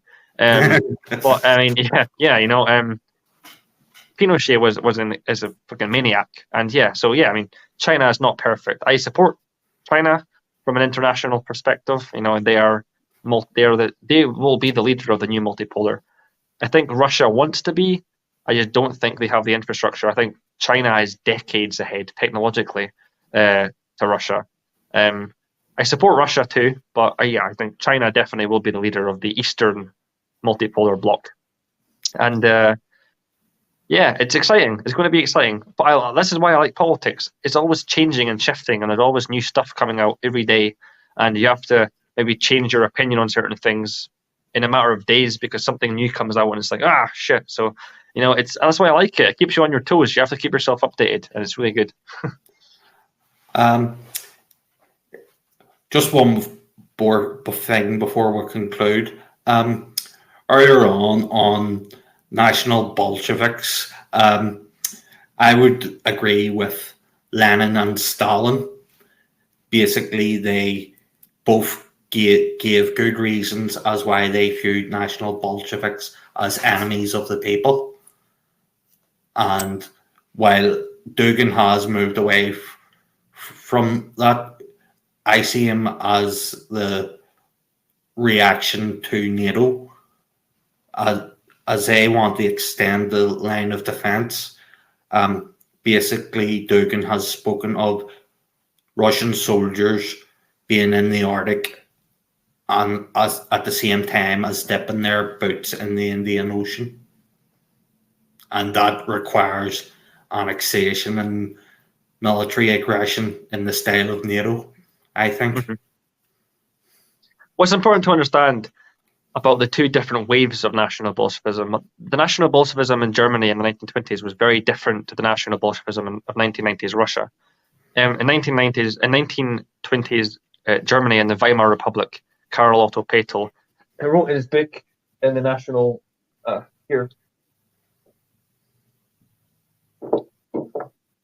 the National Bolshevik Manifesto by Karl Otto Patel. He did say one of the first chapters is vision, and it says the vision, and it talks about columns of black on black, red on red, and grey on grey. And his idea was that one day, under the liberation of Germany, under the Nationalist Bolsheviks party, was that there'd be columns of the red communists, the brown shirts of the Nazi party, and the grey imperial forces from World War I, who wore the silver grey uniforms. And then behind them, the industrial workers, the proletariat, with the hammer, and then behind them, the peasants, the agricultural workers. Those were so he wanted a coalition between the five groups. That was Karl Otto Patel's idea of National Bolshevism. He wanted a nationalist Germany where the nation was the highest value, and that there was five parts playing a coalition: the communists, the fascists, the imperial forces, so the traditionalists, and then the peasants and the workers. 1990s, that was not the National Bolshevism of Dugin in the 1990s. What happened in the 1990s was that the Soviet Union had just collapsed, and the communists wanted to take back power. from the neoliberal markets. And they thought that the best strategy to do that was to side with the nationalists, the people who supported more Tsarist ideas, who were actually counter-revolutionaries at the start during the Bolshevik Revolution in 1917. So that was the idea behind the second wave of national Bolshevism under Dugin. It was not really so much siding with fascists and creating a synthesis between communists and fascism. It was more just communist Marxist-Leninists siding with more traditionalist, kind of Tsarist, kind of white army supporting working class people to retake back the Soviet Union, because the Soviet Union back at that time was very patriotic. There was a massive patriotism that actually traditionalists had a lot of respect for. So, I'm not a national Bolshevik, but I've done a lot of research in it because I've been accused of being one. I've been accused of it all the time. So I actually did research into what it was. And there's very different things. Dugin didn't represent 1920s German national Bolshevism. And even then, Bolshevism can mean something different in different times. I mean, according to Dugin now, in the fourth ideology, all that is, pretty much national Bolshevism is needed because liberalism has failed, communism has failed, and fascism has failed. So we should make a completely new fourth position that just overrides all of that and proceeds, and it's quite modernistic, and it's kind of buys into postmodernism and metaphysics quite a bit. It's very idealist. It's very philosophically, it's very idealist. But so they're all different things. So to call somebody a Nazbol because they said something that you don't like is stupid, because there's so many different variations of national Bolshevism. What one are you talking about? Am I like Karol Otto Patel national Bolshevik, or am I like Dugin? Like what one? Because they're different. Dugin openly has said in the past that he hates Karol Otto Patel because he was a liberal and a degenerate. So they're very different. So like what one? There's such a diverse group of people. So just cut the shit out. Cut the cancel culture. Stop accusing people of shit that they're clearly not because they said something that you don't like. Stop being a child and just take part, like me and Eamon have today, in just an adult, mature conversation. We disagree on Scottish independence, but he educated me on a lot. He said a lot that I didn't know, and I'll take that with me for sure. That's what we're all about here. That's the dialectical method. That's what Marxists should do. I also have another YouTube video on my channel using Mao to fight back against cancel culture, where I quote like 5 quotes, and I say that the woke left has absolutely nothing to do with genuine working class socialism. It's a full facade for them.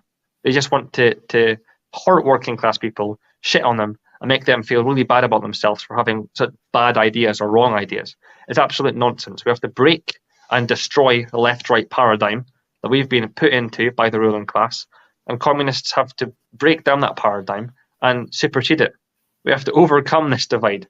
So there's so much hate and division out there. Just stop. We are communists. We are for the working class people, regardless of who they are. If they're working class people, if they're a part of the labouring classes, we have to support them. I agree, and I would say the term Nazbol, it's basically a replacement for calling someone red fish or a tanky as a pejorative. It's just lazy, and it's just a way to dodge engaging the argument that a comrade has made. That's what I believe. And absolutely, it's the same thing when they denigrate the Centre for Political Innovation as patriotic socialists. Oh, they're just trying to sanitize National Socialism. I have seen Caleb Maupin. I think Invictus was the nationalist he debated, and Invictus was basically arguing for National Socialism, whereas Caleb was successfully, in my opinion, countering his points, and I'd recommend that everyone watch that debate. It is really interesting and educational. Is that the guy with is called Cultured Thug? You had the debate with the Cultured Thug. I'm not sure, but basically, well, that's another one. If you're unfamiliar with that, Caleb Maupin had a debate with a streamer called Cultured Thug, who's a self-proclaimed fourth positionist, a national socialist. He's an American fascist, pretty much. And Caleb Maupin goes quite hard on him. So there's no excuse for calling Caleb a fascist or whatever. He's not. He's openly, publicly argued against them and won every time. So. Anyway, is there anything else you'd like to say before I stop recording this? No, I think I'm all right. I think my previous rant was a perfectly adequate closing statement, so I won't do one. And that will be all from us. And I hope to have many more discussions with William. And that will be all, folks. Goodbye. Hey comrades, how's it going? My name's William Morrison, and I'm your British Marxist-Leninist and anti-imperialist based in Scotland. And today we're joined with our Irish comrade, Eamon McGrinna. He's an Irish good friend of mine, Marxist-Leninist.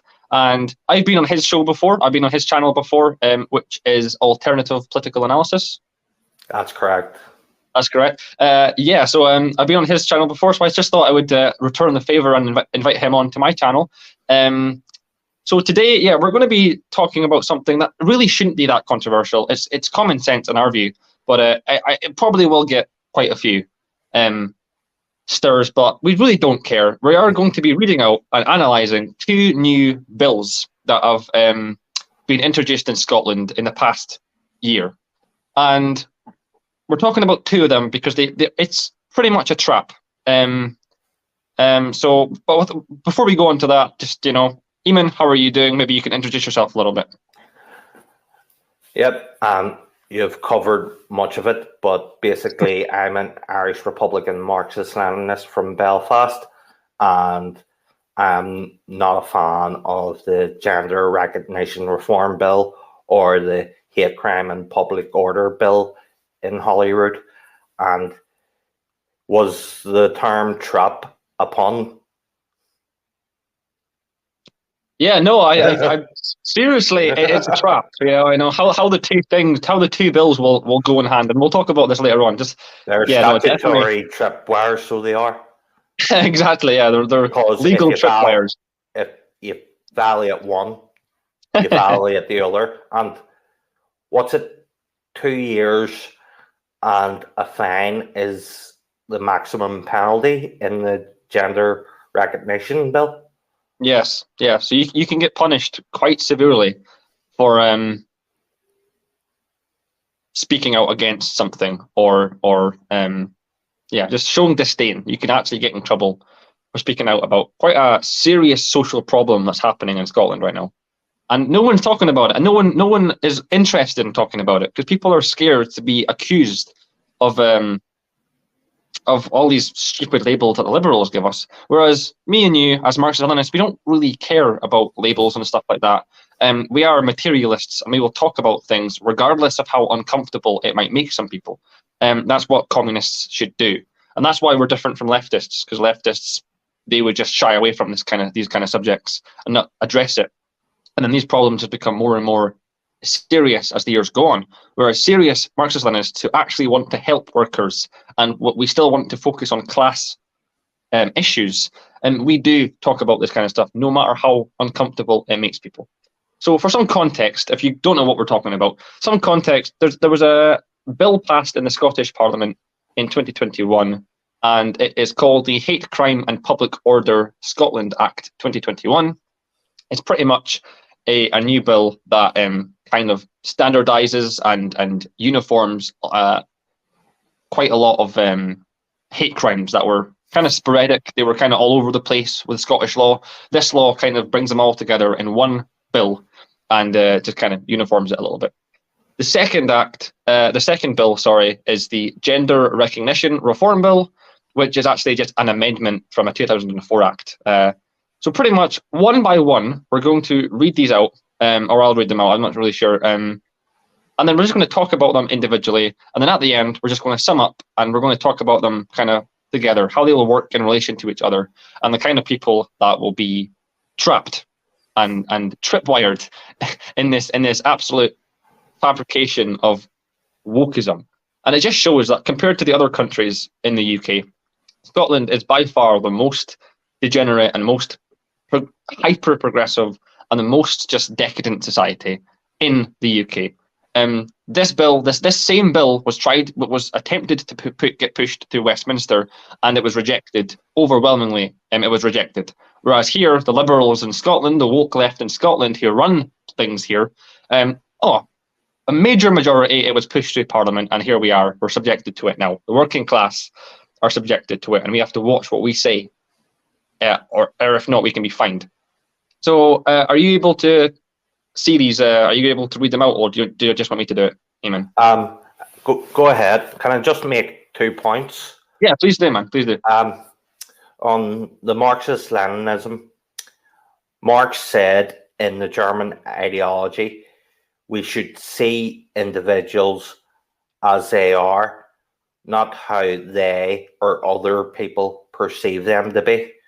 And on Marxist-Leninism, we also should have a scientific methodology to approaching matters.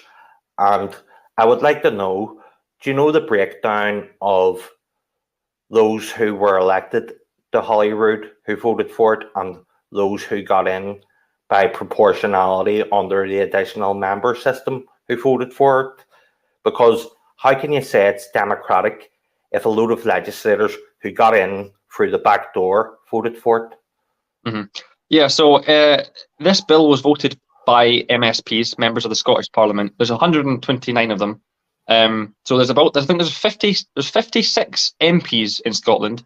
They go to Westminster, and MSPs, they sit in Holyrood. They sit in the Scottish Parliament. There's 129 MSPs, and I think about 84 MSPs voted in favour of this bill, which is quite a large majority.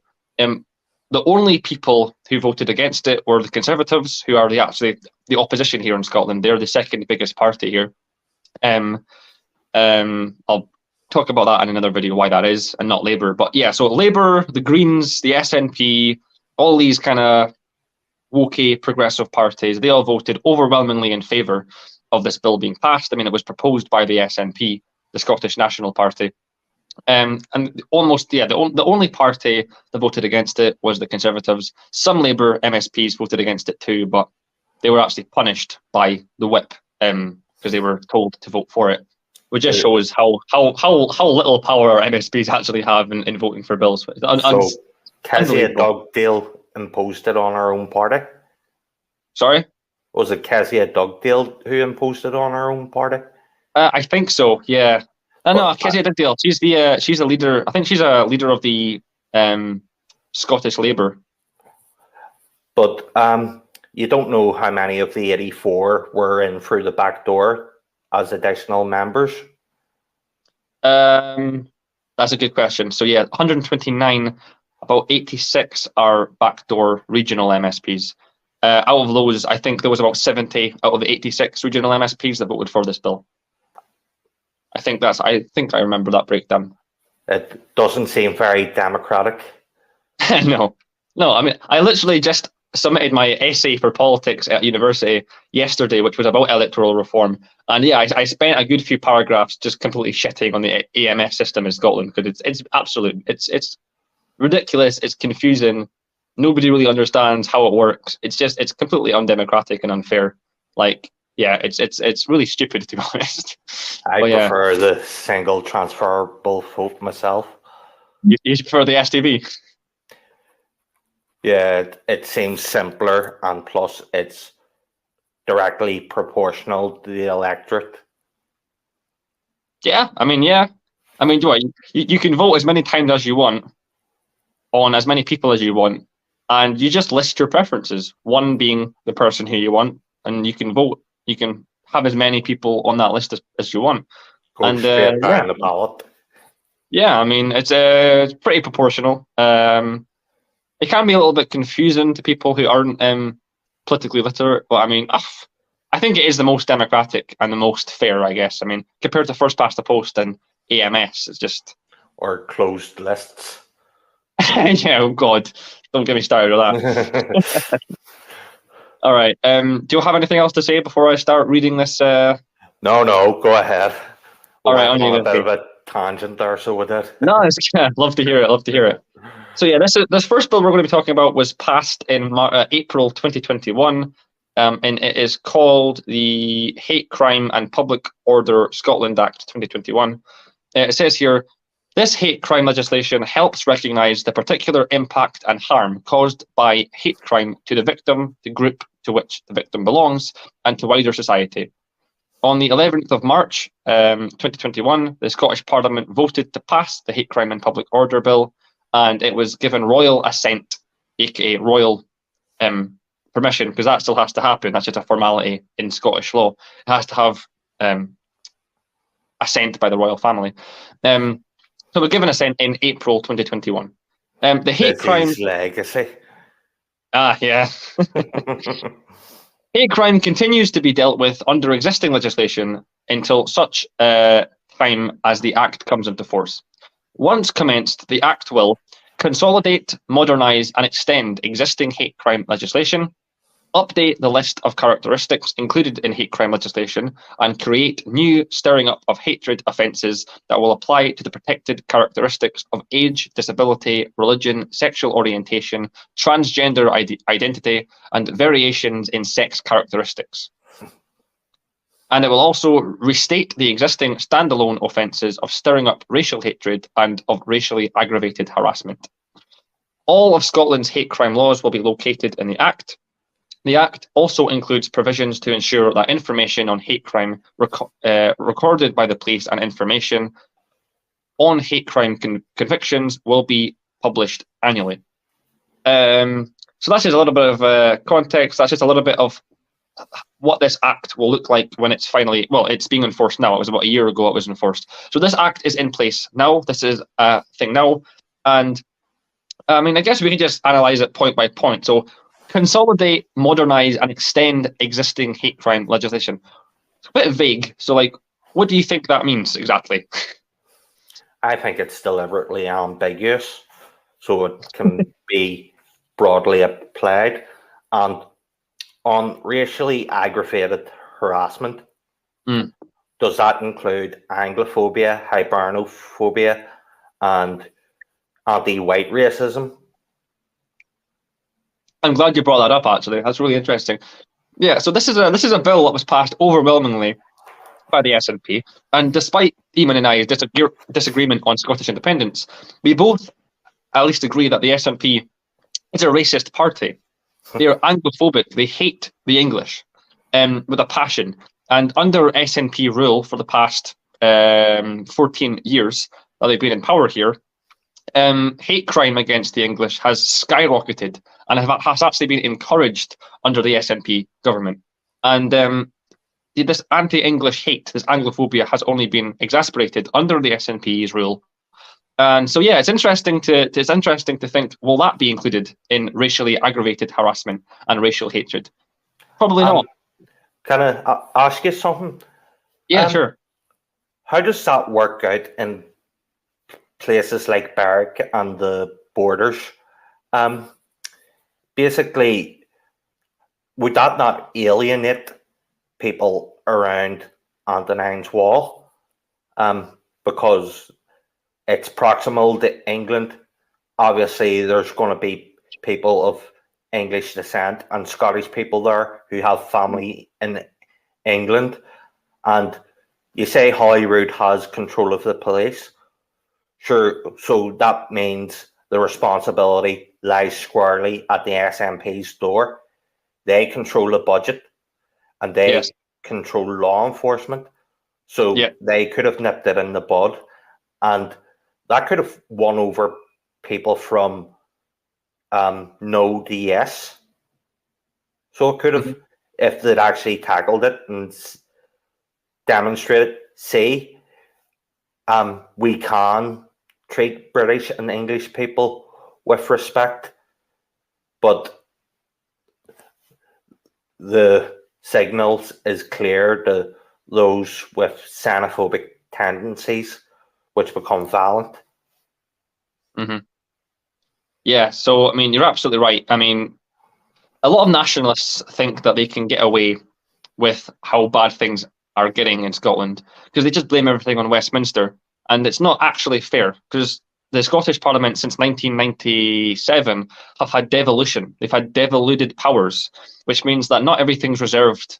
Not all powers and responsibilities are now reserved to Westminster.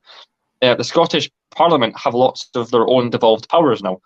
Law and the police are amongst those devolved powers. Scotland has its own police force, which does not have a connection to Westminster and the English metropolitan police forces. Like this, Scotland doesn't have a metropolitan police, whereas England does. Like we have a different system for policing, and which is the SNP's responsibility. And we also have our own Scottish statute law.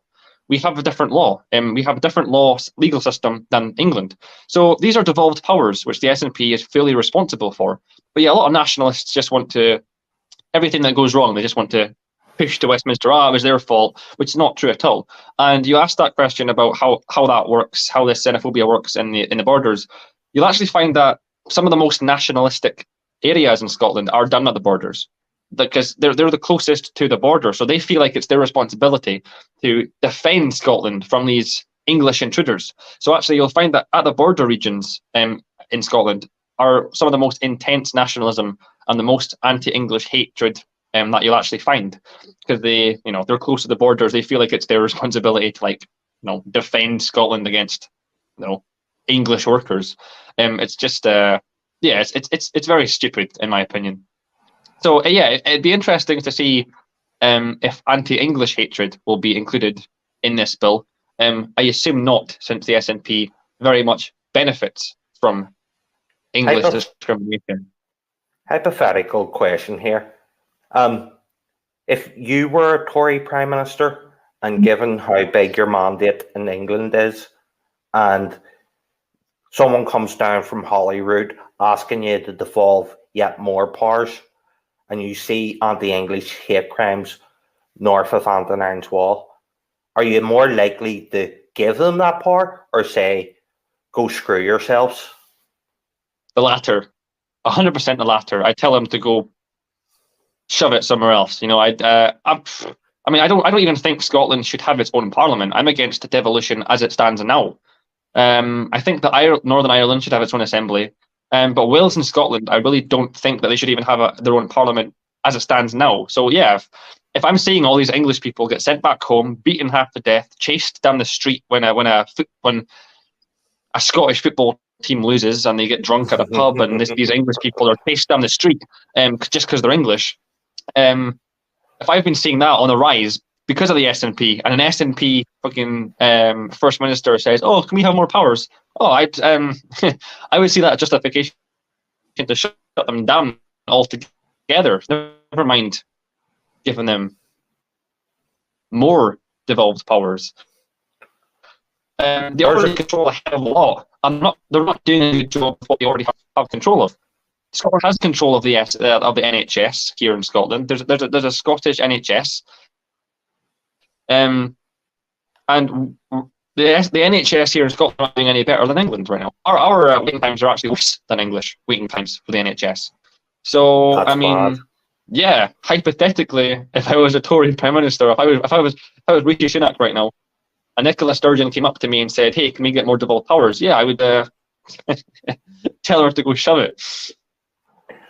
And there's a question I forgot to ask you in the last discussion. How come Scotland gets Holyrood,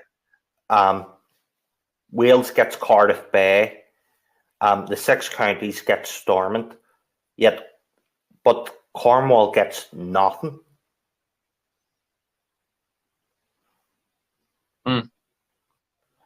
Yeah, there is a question for that. Why exactly? Yeah. I mean, there's been talks recently that like the Midlands, like the Northern Midlands of Scotland, of England, sorry, the English North should get their own devolved parliament too, because they're just so culturally they're so different to south of England that there's been parliaments. Talks, yeah, there's been talk that there should be a regional parliament in like the Northern English places like Southampton and Durham and stuff, around those areas, that there should potentially be a representative parliament, like a devolved power there, which should be interesting. I don't really See, I mean, honestly, I think as a Marxist-Leninist, I do want centralization. And I don't think that devolution, as a case study for Scotland, I don't think devolution has actually worked very well. And actually, the SNP are not doing any better than the Tories would up here. I was going to say that Holyrood is not a bad concept in theory, but Labour and SNP's record has been piss poor.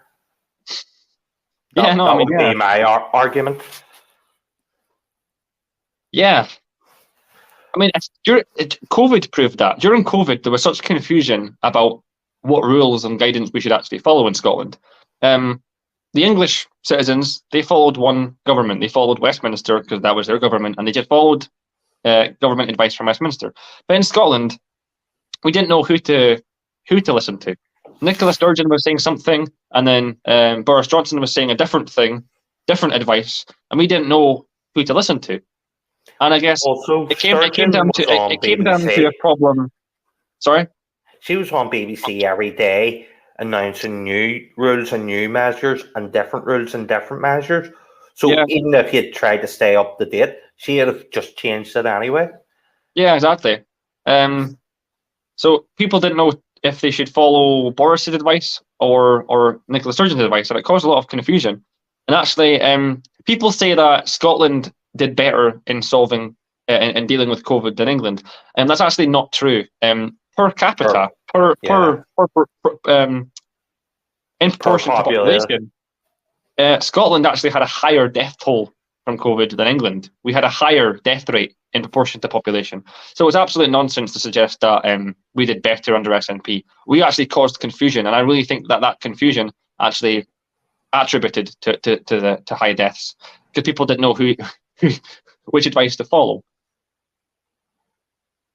Anyway, going back onto this bill, the Hate Crime and Public Order Bill. We've touched on the idea that the first point, to consolidate, modernise and extend existing hate crime legislation, it's purposefully ambiguous, it's purposefully vague, and that is probably because now Scottish law can kind of bend that to suit whatever they want. So if somebody says a joke when they're drunk, they can now probably the law will probably find a way to fucking fine them or get them in trouble, because it would be considered hate crime. It'd be considered hate speech or a hate crime. Update the list of characteristics, including in hate crime legislation, and creates new stirring up of hatred offences, blah, blah, blah. Protects characteristics of age, disability, religion, sexual orientation, transgender identity, and variations in sex characteristics. Variations in sex characteristics. What does that mean? Like, if someone is like kinky, if somebody's into like kink and BDSM, would they get like... If somebody speaks out, if somebody kink shames someone, can they get fined under new hate speech bills? Like, there's so many hypothetical questions that are not being answered right now. It's like, what are we actually allowed to say? Section 2F is ambiguous on what prejudice against transgender identity is. Yeah. Yeah, so, we'll talk about that more when we read out the second bill, but yeah, go ahead if you want to explain that one. And also, hateful conduct includes speech. And wasn't Scotland once liberal? Yeah. In theory, yeah. So, where's free speech there? And according to the definition given by the Hate Crime and Public Order Bill, it covers female to male, male to female, non-binary, cross-dressers, gay people, straight people, and bisexuals are all identified in the bill. All right.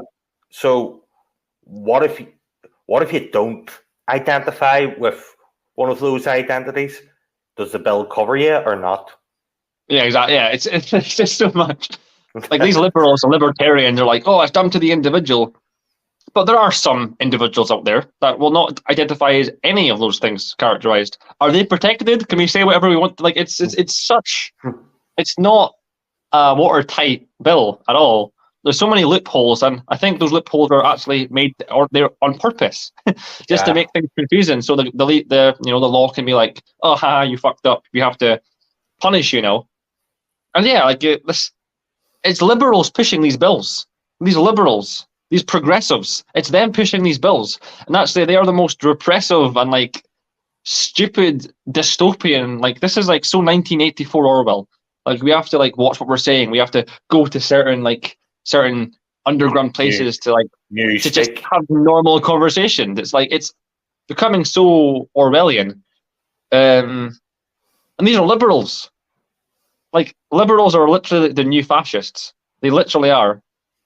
And it's them that are accusing everybody of being fascist because we're going against this stupid trend that they've started. And they're the fascists. They don't see it. I don't think they see it. They're merging corporate power and state power to punish individuals judicially. Yeah. There used to be an ideology built around that. It started with an F. Can't remember it. Can't remember what it was called, but it started with an F. Yeah. So right. So with this context being said, with these points being made, with this context bearing in your mind that this Hate Crime and Public Order Act is very purposefully ambiguous. There's lots of loopholes. There's lots of hypothetical questions that aren't being answered. Let's move on to the second bill, which was passed only a few. I was going to say, ago. can I just bring up a few last points? Yeah, please do. Harassment is determined by whether a person feels distressed or alarmed. Note, none of those things are determined in the bill. What does distress mean? What does alarm mean? Also, behaviours and communications that a reasonable person considers threatening, abusive, or insulting. Who defines reasonable, threatening, abusive, or insulting? And religious belief was amongst the hate crimes. Does this apply to Christians and other Abrahamic religions? And they say Scottish police must publish annual hate crime statistics. Yeah. Is it going to be the raw data, or is it going to be massaged towards a narrative? Mm-hmm. Yeah. And knowing the SNP's track record and even the existence of these bills, we already know the answer to that. It's definitely going to be massaged around a narrative, 100%. It's so decadent. It's so Orwellian. It's almost scary. And yeah, we're sitting here laughing about it, but this is a serious thing. Like university students at my university have been permanently kicked off of their courses because they've said a joke about a trans person, or they've said a joke about somebody of a sexual orientation. A joke which that person had laughed at, and it got a few laughs because it's banter. Scotland and Britain are famous for having a little bit of fucking banter, and yet university students have literally been kicked off of their courses for saying jokes that, are now considered hate speech, even though it was a joke where they laughed and it was banter. So there's going to be more Mike Meachams. Yeah. And they won't even have to get their wee dog to put their paw up. Oh God, yeah, that was the start of it all. Actually, that was the start of it all. That guy who that was it. It's a slippery slope. Oh God, yeah. We literally cannot even make jokes now, or make ironic comments, because somebody might overhear us, and we might lose our education, we might lose our careers, our jobs, we might get fined, we might have to spend hundreds of pounds on a court case, all because we said something that was frowned upon by this liberal degenerate society. It's absolute horseshit. Is there anything else you'd like to say about crime prevention? Or okay. So yeah, so with this context bear in mind, this what we've just said, this is a new bill that was passed this year, and only a couple of months ago in 2022, March 2022. It's called the Gender Recognition Reform Bill. So let me just say some points. So apparently it aims to simplify how trans people can apply for a gender recognition certificate, GRF. So new legislation to improve the system through which transgender people can gain legal recognition has been published. The Gender Recognition Reform Scotland Bill will amend the Gender Recognition Act of 2004 to introduce new criteria for applicants who wish to obtain a Gender Recognition Certificate, a GRF. Obtaining a GRF means a trans person is legally recognised in their acquired gender and can obtain a new birth certificate showing that gender. The bill will require applicants to make a legally binding declaration that they intend to live permanently in their acquired gender. There will no longer be need to provide medical reports or any evidence whatsoever. Applicants will be required to live in their acquired gender for a minimum of 3 months, with a reflection period of a further 3 months before a certificate is granted. So 6 months living as their acquired gender. That's all it takes. The bill proposes a criminal offence for applicants to make a false statutory declaration with a potential punishment of up to 2 years imprisonment. The bill follows extensive consultation. Almost 2/3, so 60% of respondents to the Scottish Government's 2017 consultation on the principles of gender recognition reform were in favour of introducing a statutory declaration system for legal gender recognition. Social Justice Secretary. So yes, Scotland actually has a Social Justice Secretary. Doesn't exist in Westminster. Just to kind of show a contrast between the progressivism. Yeah, virtue. So yes, the Secretary for Virtue Signalling, Shona Robinson, said, "Trans men and women are amongst the most stigmatised in our society, and many find the current system for obtaining a gender recognition certificate to be intrusive, medicalised, and bureaucratic." Shouldn't it be? Is that supposed to be a bad thing? Sorry. This bill does not introduce any new rights for trans people, but it is about simplifying and improving the process of a trans person to gain legal recognition, which has been a right for 18 years. Our support for trans rights does not conflict with our continued strong commitment to uphold the rights and protections that women and girls currently have under the 2010 Equality Act. This bill makes no change to that act. The Scottish Government has always been keen to seek consensus where possible and to work to support respectful debate. That will remain a guiding principle as the bill progresses through Parliament. So a couple of things I'd like to say about that beforehand is how contrarian those quotes are. So they claim to be committed to upholding the 2010 Equality Act regarding women and girls. And at the same time, in the same fucking sentence, they're saying that they're okay with biological men with dicks who are sexually attracted to females to go into changing rooms and toilets where little girls and women are.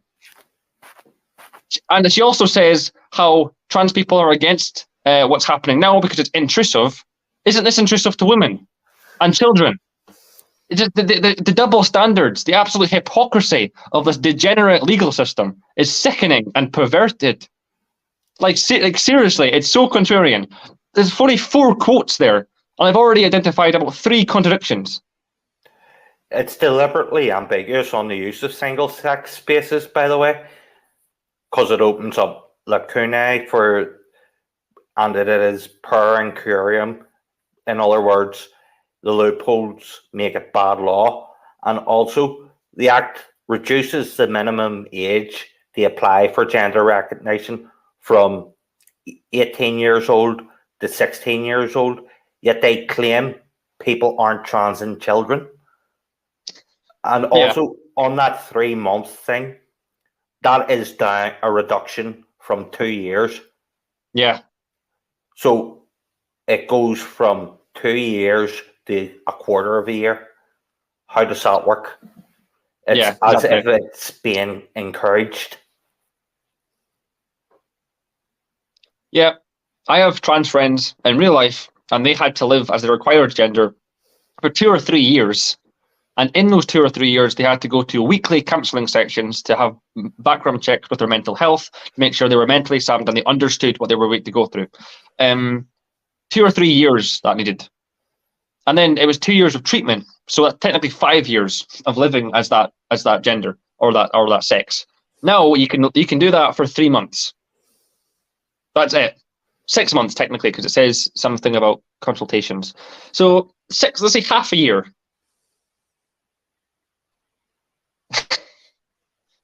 And yeah, they've also reduced the age, so it doesn't just account for 18-year-olds. Kids can now get puberty blockers and stuff now under this new legislation. And on the puberty blockers, did you see that study recently? I've seen several studies that all say that it's harmful. And well, but anyway, go ahead.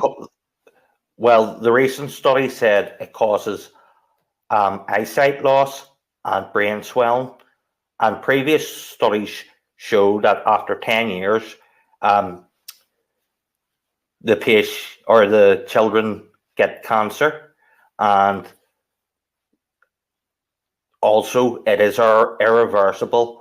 And did you see the documentary What is a Woman?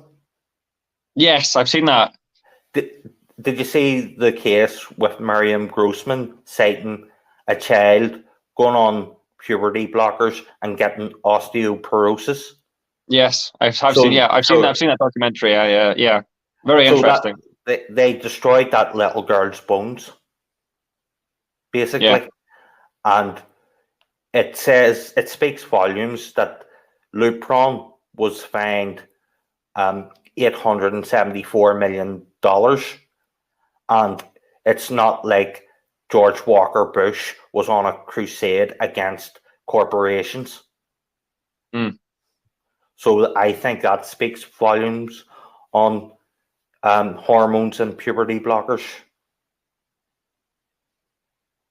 Yeah, no, 100%. Yeah, I mean, yeah, it's kind of like chemotherapy. Like, obviously, a lot of people know that I had cancer and I had to go through chemotherapy, and that causes hair loss. It attacks your blood cells. It can attack your liver, so your liver kind of weakens and is kind of damaged, and that's required to cure cancer. So I mean, if I didn't get that, I would have died. I would have literally died. It was necessary to save my life. This isn't, though. So it's similar chemicals to chemotherapy, which is poison for the body, and actually, obviously, in certain situations, has been worse than chemotherapy. It degenerates bones and nerve systems, and causes blindness and brain swelling. And after this video is uploaded, I'll link this documentary and these citations and case studies, just so you can check them out for yourself, just so you can believe that we're actually telling the truth, we're not just making this up. So I mean, yeah, I went through that because I had to survive. These people, I mean, it's a identity crisis that they're going through. They're not going to die. It's not life threatening, and yet they're paying money or with the NHS for free. They're getting this for free, and it's potentially extremely dangerous, and it has lots and lots of side effects. It's very upsetting, actually. National insurance. So it is. Yeah. And our tax duties. When did we consent to chemically castrating and surgically sterilizing children? Was that put on the ballot ever? No. Did we have a referendum on it? Did we have a long public debate? I don't seem to recall this. I remember people having a debate on the alternative vote on IndyRef and Brexit. Don't remember this ever being discussed or contested. And that is because there's an assumption there in society. There's an assumption that we are to just go along with this. We are to just go along and just be okay with what's happening right now to our children and to our society as women and to our society as men. There's been obviously hate crimes against men as well. There's an assumption there that we're just to go along with this and sit down and shut up and just be like, oh, well, this is just how things are. And it's sick and perverted and it's harmful. And yeah, like you said, we didn't get asked our opinion on this because they're terrified. If there was actually a referendum, I think the vast majority of normal, sane people would have voted against this bill. They would have read it and said, I'm a woman, or I have a daughter. I wouldn't be very comfortable sending my daughter into a toilet knowing that there was a potential of a grown man there. And, oh, well, he has a GRC. He has a gender recognition certificate, so I guess that's fine. That's not fine. He still has a dick. He's still sexually attracted to the opposite gender. if we are assuming that he's a heterosexual. So I mean, it's I don't a think lot. parents would want their sons to be in the same bathroom or space as a predatory, paedophilic woman. Yeah, no, yeah, exactly. It works both ways for both sexes. I say both sexes with the assumption that we agree that there's only two sexes and sex is a binary. Man and woman, male and female. It's been man and woman in nature for millions of years. Before humans even was a thing, in plants and trees, there's been a binary with sex. Mammals have existed since the time of the dinosaurs. How did they survive? The crocodiles. Yeah. And also, what do people call an adult person who is naturally and biologically ordered towards gestation? And once they've answered that, what do they call an adult person naturally and biologically ordered towards impregnation? Male and female. But no lady has ever slept with a man and thought, I wonder if I got him pregnant. You think? That's quite a controversial assumption to have nowadays, mate. I've never been impregnated by a lady. Have you not? Interesting. No. Yeah, it's very interesting. Yeah. It seems like it works the other way. Maybe your body's just transphobic. Maybe your body, maybe your organs are just bigoted. My genome's a transphobe and a turf. Your chromosomes are turf, man. Get them checked out, bro. So anyway, some background for this bill. Here's some, let's see. Yeah, so the proposal. So this is the kind of stuff that this bill will propose, this gender recognition reform bill.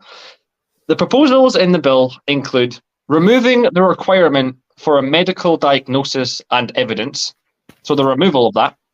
Applications to be made to the Registrar General for Scotland instead of the Gender Recognition Panel, a UK tribunal, just more nationalist tripe. Applicants to make a statutory declaration that they have lived in the acquired gender for a minimum of 3 months before applying, rather than the current period of 2 years, and that they intend to live permanently in the acquired gender. It also proposes that applications are determined by the Registrar General after a further 3-month reflection period. Applicants to be either be there's a typo there, sorry, I got confused. Applicants to be either be the subject of an entry in a birth or adoption record kept by the Registrar General, or to be ordinary resident in Scotland.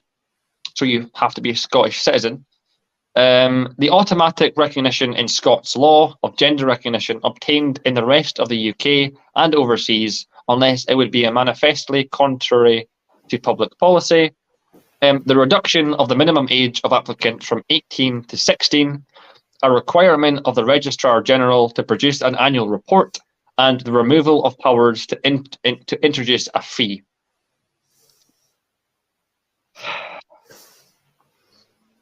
And this is what Holyrood does with all of Scotland's problems. Yeah. As is the case under the existing law, there will be no requirement for applicants to undergo gender reassignment treatment. So even after signing, so even after signing a statutory declaration that they agree to live in that acquired gender for the rest of their life, even after signing that, they don't actually have to get reassignment treatment.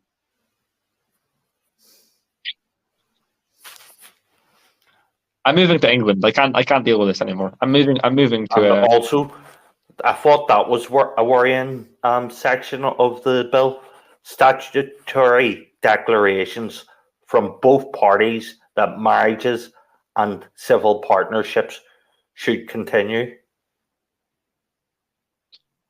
So basically, they can have their gender ideology, even if it means breaking people up. Yeah. Yeah. And I thought that was a good criticism, the LGB Alliance, that it increases peer pressure on body dysmorphic youth. And it goes back to the point I made earlier. Yeah, they're transing the children. 16 years old. 16 years old. And I thought Lucy Hunter Blackburn made a good quote as well. She says, "It is exceptionally poor and a recipe for bad law," and I couldn't agree more. Yeah, wholeheartedly agree with that. It's really worrying that this is where society is going. It's a dark path. It's a slippery slope. I'm not sure where we're going to end up in 5 years. Like, this whole trans trend thing, this is a new phenomenon of society. It hasn't been a thing forever. It's a fairly new bandwagon. And yet only in a matter of years, there's already been bills passed to protect these people. Lots of them are mentally ill. And there's other problems. And I'm not saying all trans people are mentally ill, but I am saying that suicide rates for the trans community in Britain is 40% higher than the average population. And that mass of a difference, that mass of disparity, cannot just be down to bullying and discrimination. That cannot be the case. If it was the case, then why aren't suicide rates higher for black people, people of colour? Because they're not. Suicide rates for black people are less than white people. That's a fact. That's a statistical fact. So if suicide rates are 40% higher for trans people, then how can liberals sensibly think that that's all wholeheartedly down to just bullying? Oh, well, they're bullied and discriminated against. It's absolute nonsense. There's a mental health crisis behind all this that no one is willing to talk about. They've never been more affirmed, yet the spike just keeps increasing. And also, even without the suicidality, gender dysphoria has higher comorbidities than the average population, and 7 to 10 years after surgical transition is when they're most suicidal. And there are a few reasons this is being pushed, because the big pharmaceutical corporations make billions off hormones and the puberty blockers, whereas in America anyway, doctors and hospitals make millions off of surgical transitions. So there are profit motives there, and basically there are other corporations trying to pander and cater to a market to increase their profits as well. So that's why you saw 100 of the biggest corporations in Britain affirming their support for trans rights. And if trans rights are human rights, why does it need the qualifier trans rights if they're not asking for special treatment? Like, is it a human right to basically expose yourself to children? Mm-hmm. Yeah. That's an interesting point, actually. If trans rights are human rights, then why isn't just trans identity and trans-related issues just added and amended to the 2010 Equality Act? If they're just human beings, like the rest of us, then why can't they just add that and amend that to the Equality Act of 2010?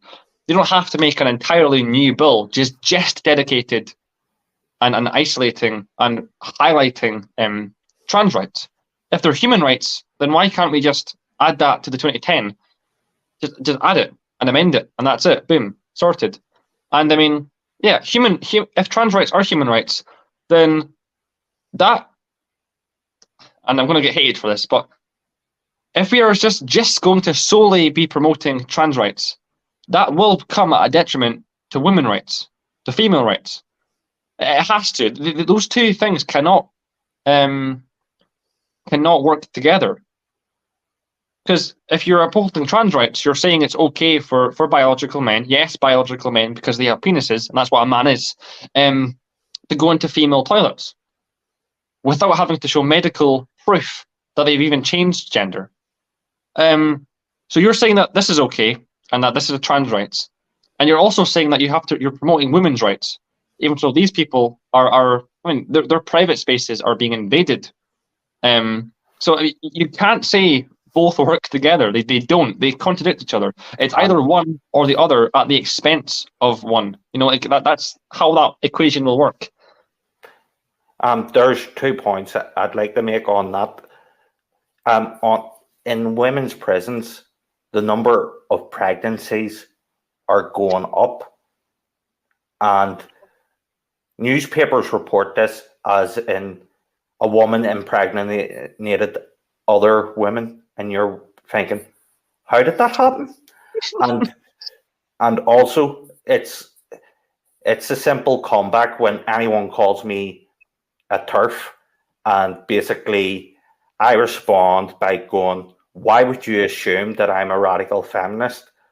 And then the next insult is misogynist.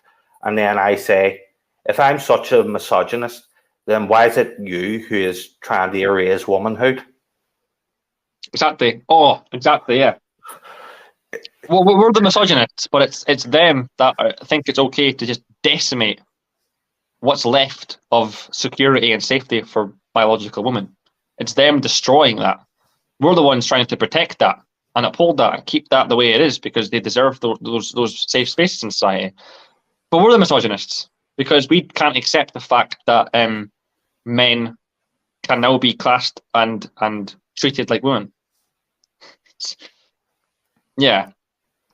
It's like, and it's common sense. If you spoke to any working class person, the vast majority of us, them agree with what we're saying. They don't understand what's going on right now with the law, with society, with these woke left just taking over everything that we're talking about. They've infected the minds of millions of people. Like, if you speak to a normal working class sane person, just a normal guy, he'll agree with us because it's normal, and we're just expected to go along with it. And it's like, no, there has to be backlash. Something has to give for people to finally be like, nah, okay, this is a step too far. If this doesn't do it, then it just means that for a while things are going to have to get worse until more people start speaking out against it. But that brings me to actually my question to you. So, do you think that it's a coincidence, or do you think that this is a orchestrated attack, that these two bills have been introduced very close to each other? Do you think that's a coincidence? No, it's definitely an orchestrated attack from the same ministers, the same executive, the same legislators in Holyrood. It just seems like an SNP attack on those who oppose their radical, socially liberal agenda, which is also the agenda of their donors. Very good point. Yeah, I wholeheartedly agree with that. It's absolutely no coincidence that these two bills have been passed months from each other, like about a year. It's absolutely no coincidence at all. This is an orchestrated attack against normal, sane people in society. It's pandering to pseudoscience. It's pandering to delusion. It's pandering to mental illness. It's pandering to degeneracy.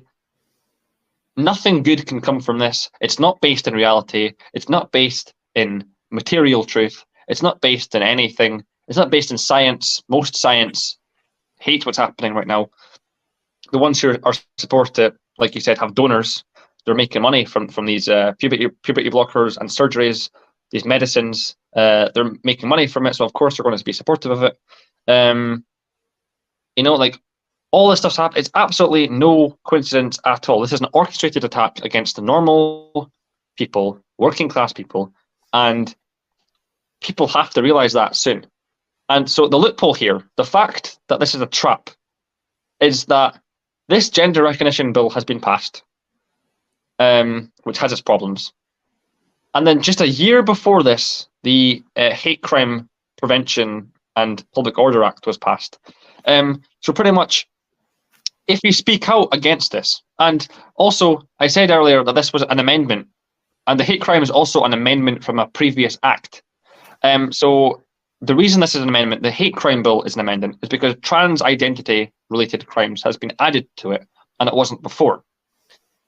This is a purposeful attack against the normal people. So now with this new Gender Recognition Act bill, if you speak out against what's happening, you can get punished by Scottish law under hate crime prevention. So if you show uncomfortableness to biological men with dicks who are presumably heterosexual going into female safe spaces in society, you can now be punished legally, either fined or imprisoned, for under hate crime for speaking out against it. It's a loophole, it's a trap, it's a tripwire, like you said earlier. Just tell me your thoughts on that, if you agree or you disagree, or if there's anything else you want to say about this ridiculous scam that's been going on. There might be some misguided liberal SNP supporters who think, oh, they just want to help trans people. Scotland already has a health crisis. It already has a mental health crisis and a suicide crisis.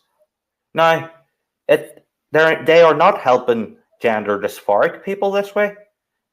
As we discussed earlier, it increases the suicidality and the comorbidities. If they think the health crisis, the mental health crisis and the suicide crisis in Scotland is bad now, imagine in 5 months or in 5 years. Yeah. Could you imagine how much worse it is going to get? And how will Holyrood fix that?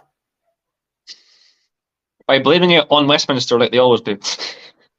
Yeah, but if, as we discussed in the last video, yes wins, what then? You can't go down to Westminster and say, can we have some more?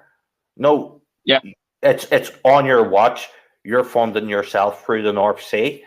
So it's your problem. You created the problem. You're going to have to deal with it. They can't just blame and point fingers forever. Speaking to you is a breath of fresh air, honestly. Like, I know, I support independence, but the SNP are making a pig's ear of things. Yeah. Yeah, no, of course. Yeah, I mean, I don't want to speak anymore. I don't want to ruin it because that was a really good closing statement. That was a really good way to end it. Yeah, that was speaking to you as a breath of fresh air, man. Seriously, like, if you go on Facebook or Twitter and you say stuff like this, you'll get so much shit for it. You'll get hated and cancelled and blocked. And these are real issues that actually affect working people. Like, working class people can now be punished for saying certain things because it's offensive or it's hate speech. And it's just dystopian and authoritarian and Orwellian. And it's really worrying. It really worries me. It's a really scary time right now. So I mean, we should be allowed to speak about it. And who knows? Maybe this stream will eventually be deleted by YouTube because it breaks hate speech regulation. Even though we have said absolutely nothing hateful at all about anyone in this entire live stream. Well, we've not apart said from the anything, SNP. Apart from the yeah, sorry, yeah, we have yeah, that's a good point. But I mean, seriously, we have said nothing derogative or harmful or rude or discriminatory or hateful towards any group that is listed in this. These characteristics, and yeah, this stream has the potential to be restricted and potentially even taken down because it might break some sort of hate crime, which is absolute fucking nonsense. I agree. Yeah, so I think we're just going to wrap it up anyway now. It's been about an hour. You said a great closing statement. I don't even want to give a closing statement because it'll be nowhere near as good as yours. If you want to say any final comments, any last thing you want to say before we just one final thing. Yeah, just one final thing. Imagine getting into a time machine and going back to ancient Caledonia and telling the Picts what the future would be. They don't kill themselves. Or they might have killed you for saying something so ridiculous. You've had too much whiskey, mate. Too much whiskey. You've lost your mind. Oh, yeah, no, it's a very good point. Yeah, man. So anyway, so yeah, that's the live stream done. Thank you very much for watching. If you've stuck by and actually watched it to the end and not went off because you went in a huff because of some stuff we said. If you're still here, thank you very much. Please subscribe to my channel. I'll link Eamon's channel in the comments when this video is up on YouTube, so you can check his out and subscribe to his channel. And yeah, thank you very much. So I'll see you in the next one.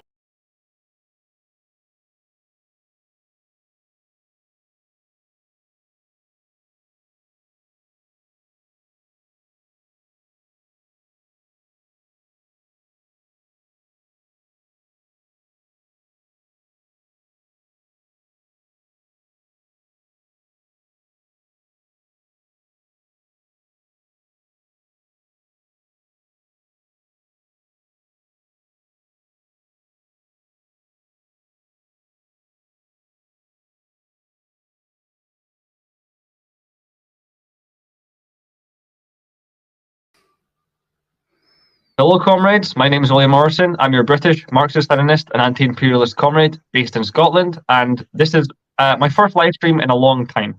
And I'm joined by a recurring guest, Eamon McGruner. So, how are you doing today? How's it going?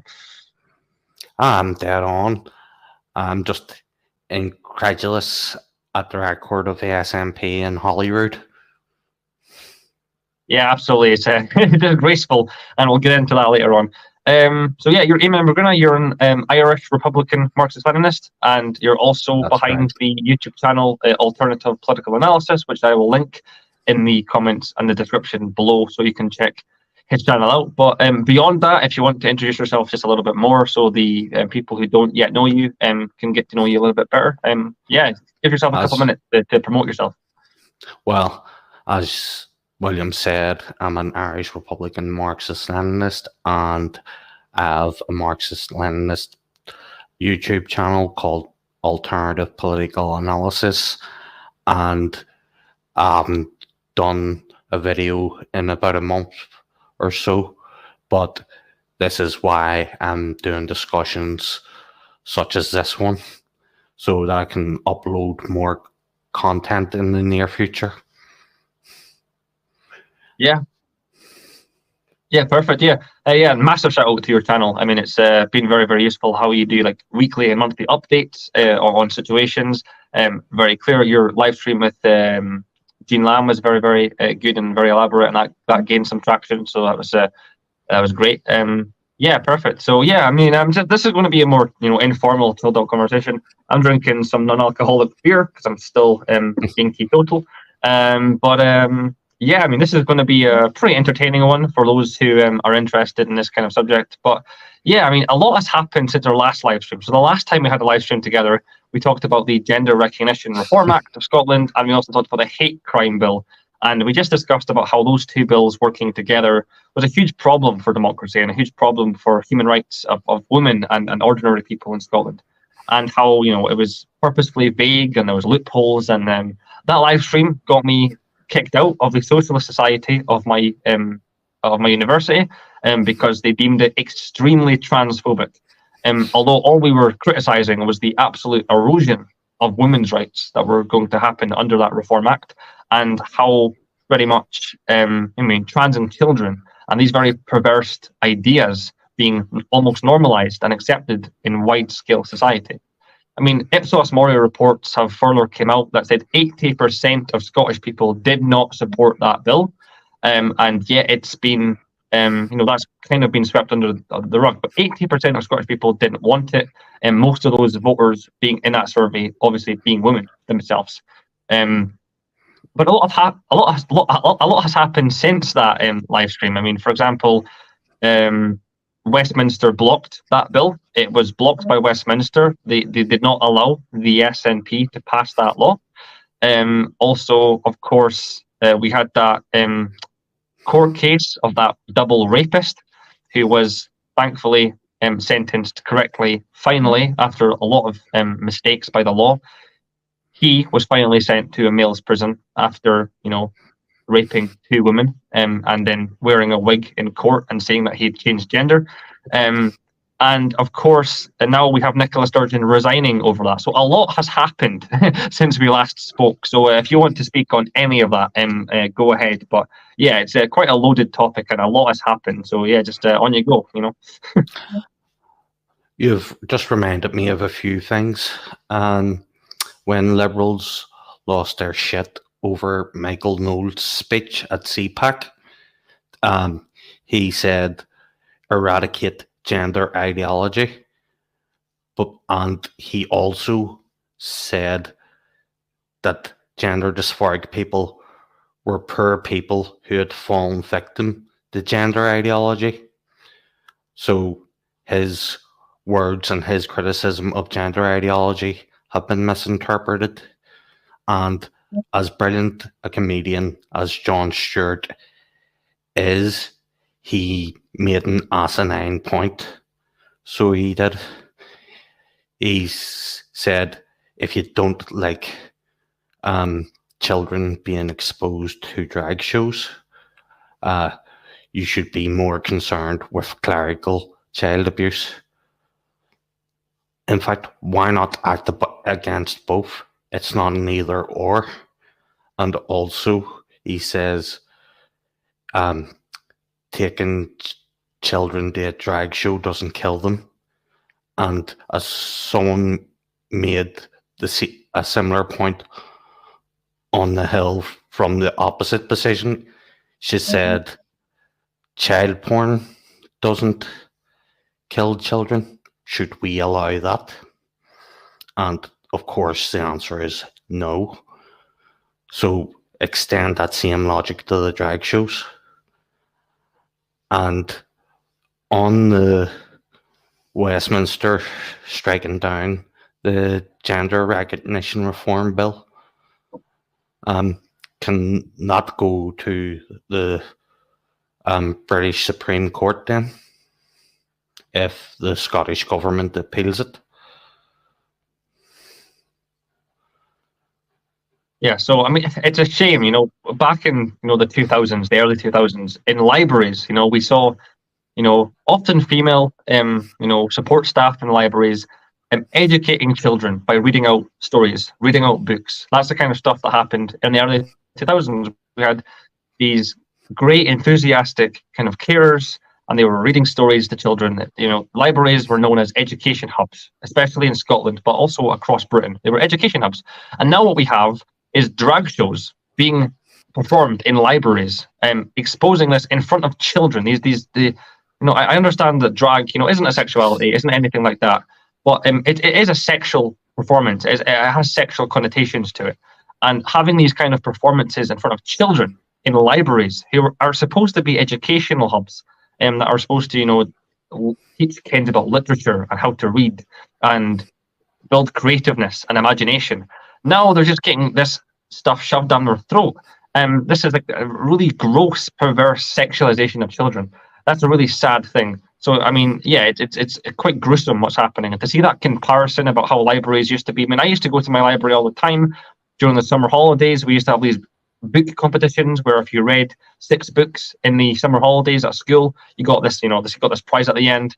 That was fun. It was fun. People were encouraged to read and educate themselves, and it was actually really, really fun. And now we just have these 5, you know, 4, 5, 6-year-old children, 7-year-old children that are just having to see these drag artists perform these, you know, drag queen acts in front of children. I think it's quite gruesome.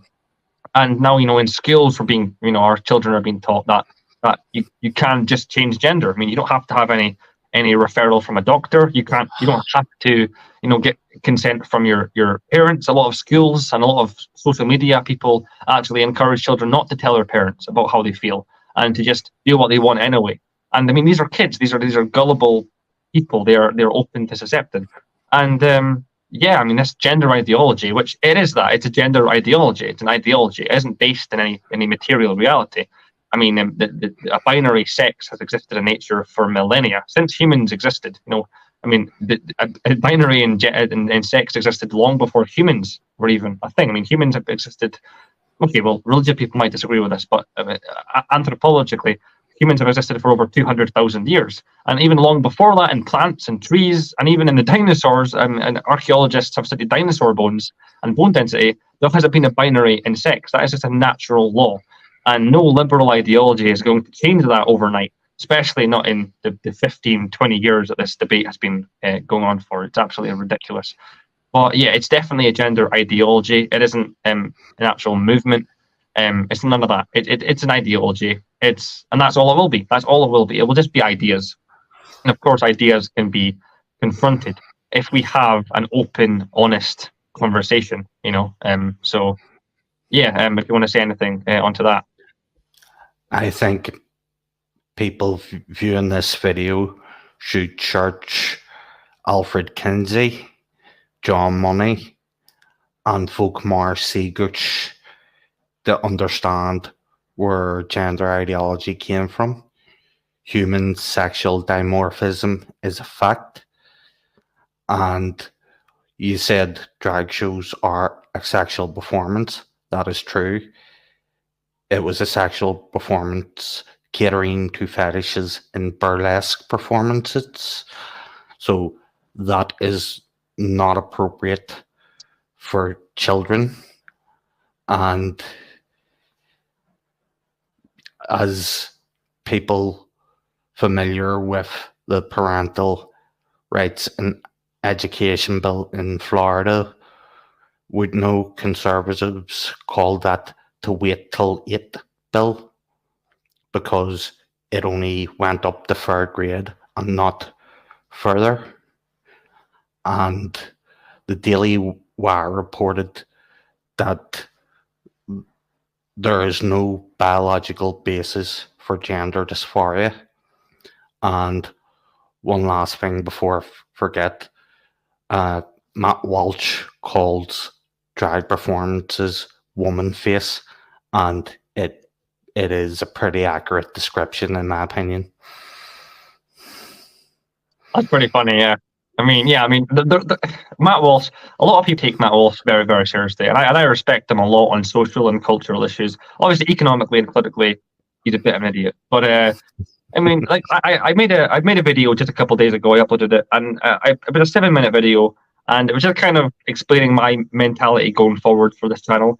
And it's that, if you're the kind of person that's going to disregard or discredit somebody's entire belief system based on a couple of bad apple opinions that they have, then you should probably go ahead and unsubscribe to me, because I probably want nothing to do with you. I will cherry pick the things I like about everyone, and I'm willing to work with everyone about the issues that it makes sense to. So, I'll work with conservatives on social issues. I'll work with them, and that doesn't mean I have to agree with their economic fucking ideas. I'll work with people on the things that we'll both agree on. That's a productive thing to do. So that's my idea of going forward. So yeah, perhaps in the future, I've already shared videos of Caleb Maupin and Jackson Hinkle talking about specific issues that I happen to agree on. Doesn't mean that I'm endorsing their entire political ideology. It just means, I saw that couple-minute clip and I liked it, and why wouldn't I use my platform to promote that? That's the kind of person I am. So in the future, you may very well see Matt Walsh clips on my channel. Doesn't mean I've converted to Christianity. Doesn't mean I've became a conservative. Doesn't mean I've became whatever people want to call him. I'm a Marxist-Leninist that just happens to agree with some of what he says. That's pretty much all it is to it. But drag shows are a sexual performance, and that is that. They'll admit that themselves. Like, this isn't some sort of conspiracy theory that we've just made up. They're open about that. That is what that is. It is a sexual performance, and a lot of, a fundamental tenet of drag shows is to over-sexualize the opposite gender. So a lot of male drag artists will over-sexualize women and kind of become this over-sexualized perception of what a woman is, and then do a performance. You can't say that isn't sexual. Of course it is. That's ridiculous.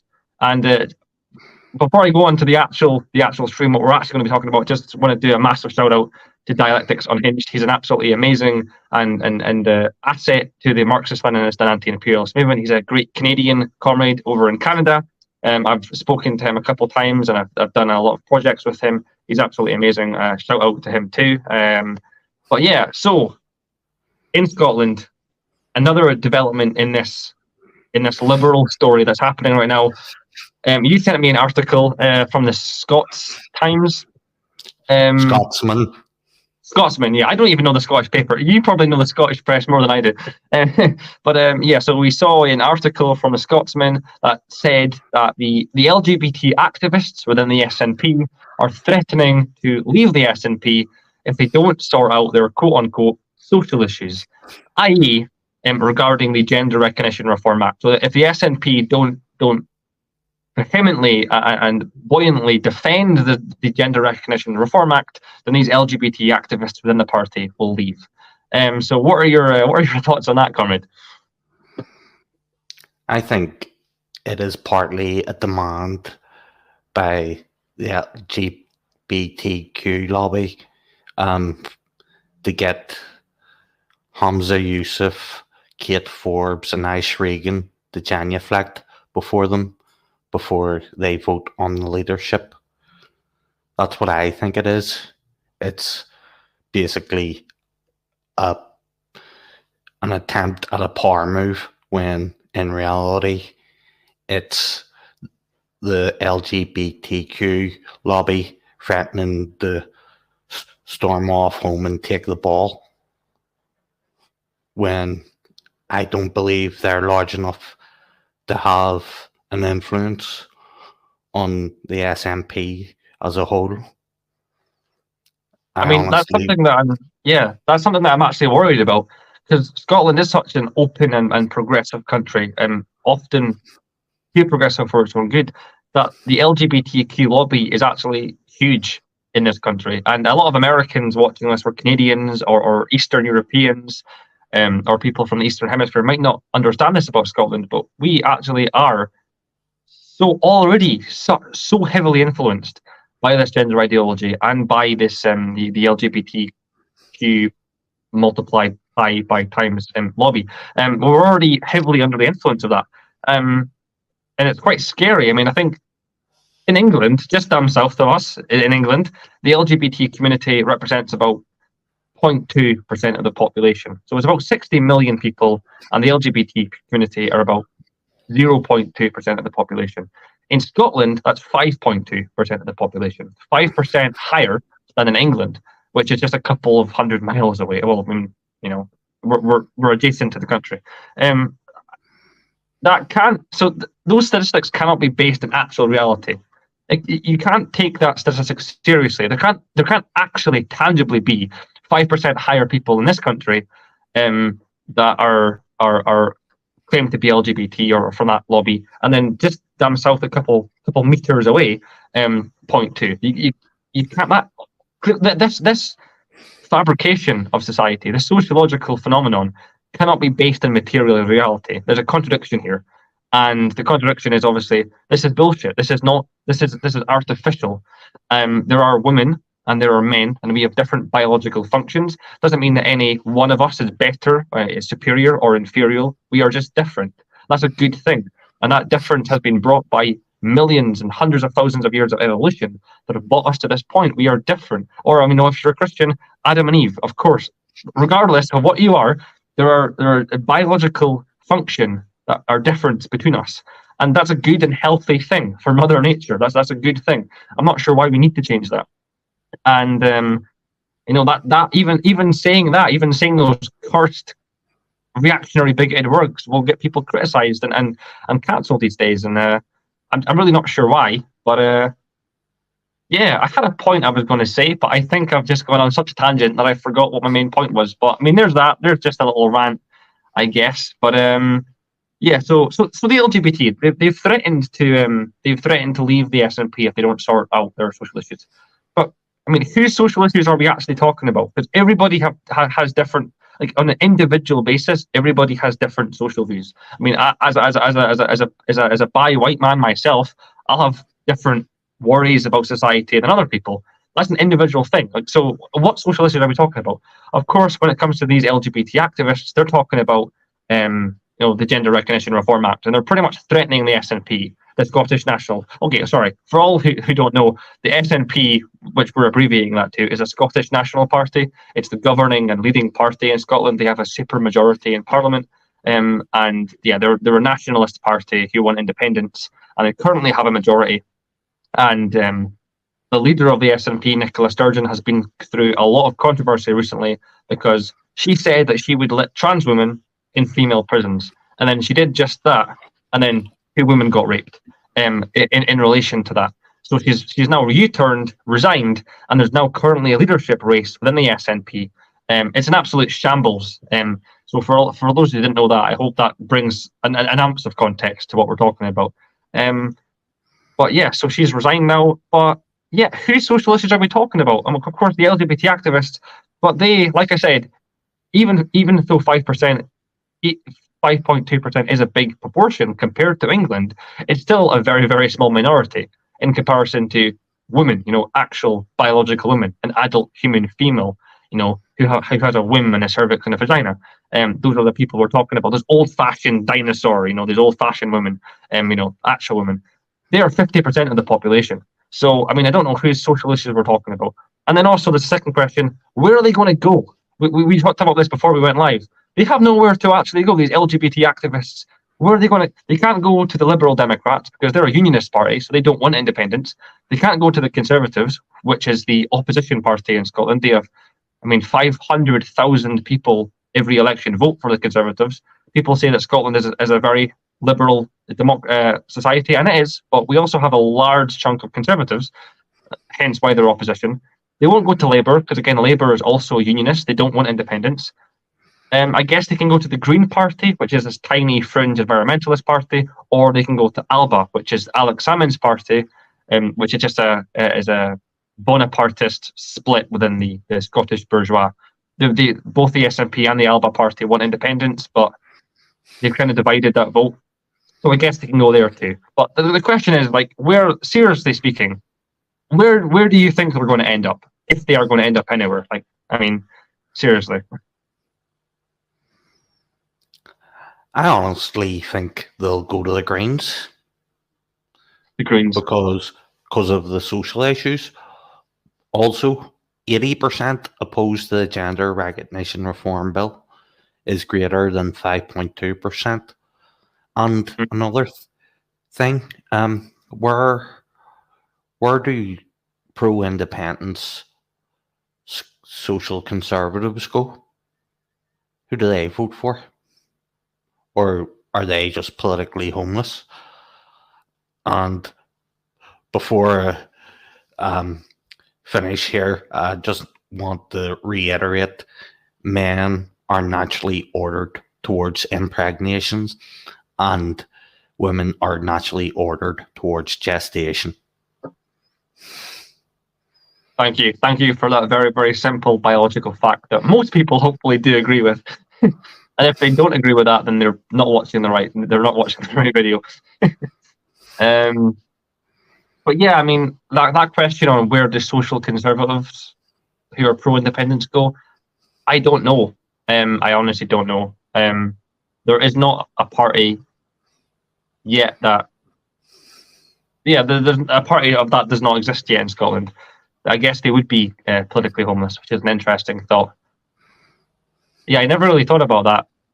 But yeah, I guess, they would be politically homeless. Socially, people who happen to be socially conservative and pro-independence, they'd probably vote SNP. They'd probably vote SNP. I know a lot of people. I go to the ice hockey and stuff to speak to ordinary folk there at the ice hockey, and they wouldn't class themselves as socially conservative. They just class themselves as normal. But what I mean by that is they're like us. They're just normal people. They oppose what's going on. They think that this is ridiculous and stuff has gone way too far with identity politics and diversity and stuff like that. They'd be kind of classed as socially conservative, and a lot of them do vote SNP. And a lot of them obviously are disappointed with Nicola Sturgeon with what she's done, but a lot of them are willing to give the SNP another chance because, again, they're so fixated on independence that they are willing to still vote for the SNP no matter what cringy shit that they do. They're still willing to vote for the SNP because they think that is the party that can vessel independence. So I guess that's an answer to your question. They will still vote SNP regardless, because people here, if you're supportive of independence here in Scotland, that's you live, breathe, and sleep independence. That's all you can talk about. That seems to happen quite a lot. I can't speak for them. You can figure that out by yourself. I don't. I mean, obviously, I'm opposed to independence, so I don't really know. It's not really a question that I've had to consider. But yeah. As I said in our first discussion, I believe there is a need for a pro-independence Marxist-Leninist party, even if it's just to give the people in Holyrood a kick up the backside. And another thing, why don't people who are pro-independence and socially liberal not vote for Alba and the Greens, if only to give the SNP a kick up at the backside? And as you said in our first discussion, communists vote for the SNP. Why? Like, it was founded by fascists, and it's still a cringeworthy party. So why would anyone interested in a communist Scotland vote for the SNP? Okay. Yeah. I did say that in the first live stream, but in hindsight, looking back and with some more insight now, many months after I said that, I have found a lot of communists that hate the SNP. The main communists that I were talking about in Scotland were members of the YCL, the Young Communist League, and the CPB, Communist Party of Britain. They were when I was a member of them, before they kicked me out, they were very, very nationalistic, even though that was in spite of their policy. The CPGB's policy on independence was that they kind of opposed it. They wanted progressive federalism, which is they wanted a British federative unionist, socialist republic. But most members of the YCL did not agree with that. They wanted independence. They wanted a communist Scotland, and they didn't really care much for the English working class. And they were quite happy to choose the Scottish bourgeois over the English working class, which I thought was quite perverted. And yeah, they'd been kind of trapped in this kind of neoliberal hegemony for so long that they'd kind of just been exposed to that. But yeah, I don't think they'd ever vote Alba. I mean, communists are educated people. Most of them, I mean, I'd like to hope so. Most of us are educated. I don't think they'd ever vote Alba. I mean, Alex Salmond has links to pedophilia. He has 2 open court cases about him sexually exploiting minors. He's a very perverted person, and regardless of his politics, I don't think any competent communist would ever consider voting for the Alba party, considering their connections with Alex Salmond and his perverted private life. But yeah, no, there are many communists that now that I've met. I mean, I wish I knew them when we had our first conversation. But yeah, actually, I figured out that it's about 50-50. About 50-50. 50% of the communists I know who are Scottish do want independence. They'd rather an independent Scotland. We'd rather just disassociate ourselves from England and their past and their history. And then the other 50% are folks like me who like to kind of, have a Soviet-style kind of federative socialist British Republic. Republic being the key word, we would remove the royal family, of course. But yeah, no, I just think a unified federative British Republic would be best. And I mean, I think this whole issue with the LGBT activists and this Gender Recognition Reform Act, I think that's actually made a lot of people, even ordinary people, see that maybe we aren't safe in the hands of the SNP. Maybe we aren't safe as an independent Scotland. We were so close to having that bill passed, and it was thanks to the Westminster. And I will not often praise. I will very seldom praise Westminster and the Conservative Party down there. But that was one time in years that I've actually praised them. Because if it was not for them blocking that bill might very well have gone through. So a slap in the face to 80% of Scottish people who voted against it, and a slap in the face to ordinary biological women that would have had their rights absolutely eroded, and they would have felt completely unsafe. They would have been exposed. Every single private space of theirs would have been invaded and exposed. Just gruesome stuff. Really seriously, and there's been a rise in sexual assault cases already because of these laws. And I mean, yeah, any country in the world looking and even considering these kind of laws, please take notes from Scotland. It doesn't work. This bullshit doesn't work because it isn't based in natural law. Regardless of your political ideology, I don't care what religion or gender or race or political association you come from. Just look at what's happening in Scotland. You cannot possibly think that this is right, what's happening. Yeah, I mean, it's pretty obvious that this should be opposed. And yeah, I'm going to get a lot of hate for saying this, obviously, but I mean, it is what I truly believe. And yeah, I mean, I've been cancelled. I don't really care anymore. I've been cancelled so many times, it doesn't really affect me anymore. So yeah, I don't really care. But yeah, I guess if you want to talk a little bit about, I mean, we have time. It's up to you if you want to have a little talk about independence if you want. But I do think that definitely that this whole thing with Nicola Sturgeon and the SNP and the Gender Recognition Reform Act, that has actually changed the minds of a lot of nationalists who would have happily voted SNP. This is the issue that's actually changed their mind, and a lot of people are saying, and I'm speaking at the ice hockey, there's lots of elderly people that have voted SNP for 20, 30 years, and at the ice hockey they're saying, I will never vote for the SNP ever again because of what they've done to women and the harm that they've done. I'll never vote for them again. And whoever is willing to take their place, that's what I'll vote for. And of course, that will be the Conservatives. So yeah, I don't know what your thoughts are on that. It seems politically naive, like to try and push something so controversial through before holding another referendum when it's still going to be fresh in people's minds. As you said, do we want these clowns at Holyrood to have more power? Is basically the question, because of their ineptitude on this social issue. Like, I think that's going to hit what would have been a big yes vote, because people are reticent now because they think, do we really want to give a socially authoritarian party like the SNP more power over our lives or less?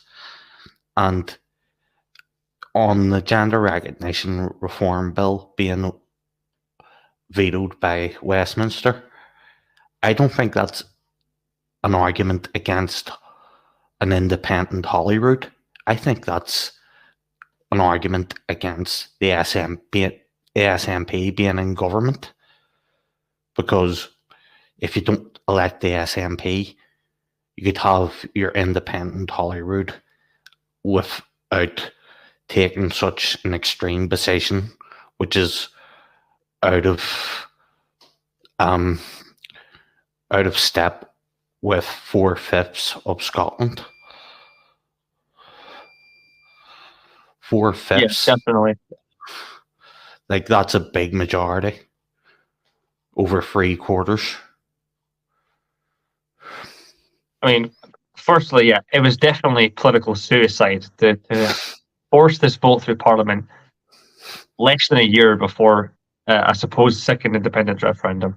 We're also scheduled to have Scottish parliamentary elections 2024, so that's not that far away either. That's, you know, this controversy will still be fresh in the minds of Scottish people in 2024. I think it's April 2024. We'll have Scottish parliamentary elections, which is our general elections. Like, that's a big deal. That's like the US presidential elections for us. So it was they shot themselves in the foot. I'm not sure what they were thinking passing this law so at this time. It was just it was like, you know, just political suicide, really, what they were doing. But yeah, like I said, it's difficult. if you are pro-independence and happen to be socially conservative, it is quite difficult to navigate Scotland, and a lot of those folk are politically homeless because every single pro-independence party in Scotland is socially liberal, and they absolutely supported the SNP's legislation on the Gender Recognition Reform Act. So it's difficult. If you were opposed to that, but you still want independence, I honestly could not advise you on what party to vote for, because there isn't a party that would best represent you. And it's sad, I mean, Scotland is known for being quite much better democratically than England. I mean, in England and Wales, at a British level, we have first past the post, which is quite an undemocratic system. It often means a minority gets the majority, like a minority vote gets majority seats in Parliament, which is not fair. Scotland is not like that. We have an AMS system. We have the proportional representation system. We have regional list seats, and the other one, which I can't remember, but we have 129 seats, and they are split up into 2 lists. And so it's a lot more transparent. It's a lot more complex. It's a lot more difficult to understand, but it is a little bit fairer, slightly fairer, I guess. I mean, it's still representative, and I'm a big fan of Gaddafi, and I'm currently going through the Green Book with him on my YouTube series, and I kind of agree with what he says. I think that any form of representative democracy is an authoritarian structure, because it can't possibly be representative of the whole people, and over time it will cause an antagonism, and it will just cause yet another class antagonism between the representative and the non-represented, the electorate. But regardless of Ba'athist political philosophy, yeah, I really, it's difficult. I mean, I know a lot of socially conservative, well, not really, just normal working class people. I don't like calling them socially, I don't like giving them a label. These are just ordinary working class people that are seeing the bullshit that's happening, and I was like, whoa, maybe we should take a step back and maybe reconsider. Like, these people aren't extremists, they're not reactionaries, they're just normal people trying to, these people have to choose between heating their homes and like feeding themselves. Like, we're living in a cost of living crisis. Neoliberalism has completely failed here. We're living in a decaying society. Things are getting worse and worse every year. And yet the SNP, all they seem to care about is independence and allowing people to change gender. Like, nothing else matters to them. Austerity continues, poverty continues to rise, unemployment continues to rise. Ordinary working folk, their material conditions are being ignored, are being worsened and deteriorating on a day-to-day basis. I mean, male suicides are going up. 5 years ago, suicide was the biggest killer of men under the age of 50. Only 5 years later, that number has increased to the age of 54. So in 5 years, it's gone up by 4 years, age-wise. So yeah, I think in 2018, suicide was the biggest cause of death between men aged between 18 and 50. That's now 18 and 54, and that's happened in just 5 years. That has to be something to do with the cost of living crisis and what's going on right now with inflation and just stuff being passed on to Russia and China. And it's like, look at what's happening. Like, these energy companies in Britain are making record mass profits on a year-to-year basis as people are getting poorer. We're seeing the biggest polarization of wealth in our society since deindustrialization under Thatcher, probably. And of course, a lot of men and a lot of people, a lot of working class folk are only going to see one option, and that is to commit suicide. And that's an absolutely harrowing and staggering fact, and it's disgusting. That's normalized in that society, and 75% of everyone who commits suicide are men. It's like we're living in such a desperate society, and yet all the SNP seem to care about is virtue signaling and making themselves look as progressive and as woke as possible. Most people don't care about that. Most people don't care. Most people just want to live and maintain a dignified and stable existence. And we're not even getting that. Like, that's the bare minimum, and most people aren't even getting that now, because the SNP and most liberal and degenerate societies are too busy focusing their attention on other fringe, stupid shit that it doesn't matter and people don't really care about, and it doesn't help anyone on any decent level. It's just virtue signaling and identity politics, and it's a race to the bottom. So, sorry, yeah, I've run it there for quite a while. Go ahead and respond to that if you want. I think if the SNP or anyone in Holyrood was smart, they would do a jobs program. Also, if they think the mental health and suicide crises are bad now, what do they think it's going to be like after they push their gender ideology? And also, in pushing gender ideology, that means the SNP's vote share is going to go down. So that means less members elected and less additional members on proportionality getting into Holyrood. So would that not enable Labour, Lib Dems and the Tories just to vote as a unionist bloc against them? Speaking about suicide rates, that's really interesting. That's something I've talked about quite a lot, especially amongst the trans community. A lot of people say that, we have to stop discriminating and bullying and oppressing the trans community because suicide rates are a lot higher. And that is based in fact. Suicide rates are about 45% higher than the average population. But doesn't that indicate that this isn't just about bullying and discrimination? There's something mentally going on behind scenes. It's such a big proportion. Like, yeah, okay, the average national suicide rate in Britain is about 4%. With the trans community, it's about 14 or 15%. It's a huge increase. That disparity can't just be caused by people being mean and people bullying or discriminating against people. Surely that is also an indication, if you interpret it a different way, an indication that these people, a lot of them, are mentally ill and have other issues going on. And Matt Walsh, in his documentary "What Is a Woman," he went into that, and he found out on a survey in America that about 85% of so-called trans and non-binary people also had other mental disorders, diagnosed mental disorders, alongside that, from autism, ADHD, anxiety, depression, bulimia, anorexia, sleeping issues, alcohol dependency, drug addiction, schizophrenia. These issues, 85% of the people in America in the survey describing themselves as non-binary or trans had these issues connected to them. So this isn't an isolated issue. This is connected to a larger, broader mental health crisis. And that's something that is just miraculously not looked at. We're not talking about that.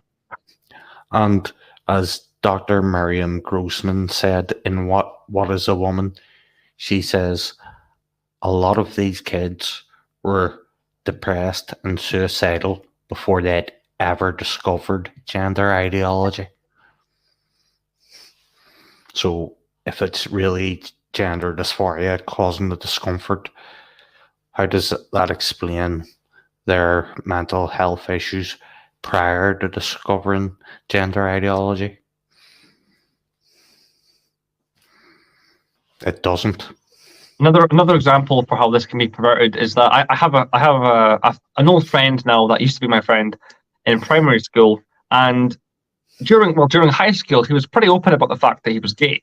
And he was a homosexual, he was gay, and that was fine. People accepted it. I mean, homosexuality, come on, like, that was fine.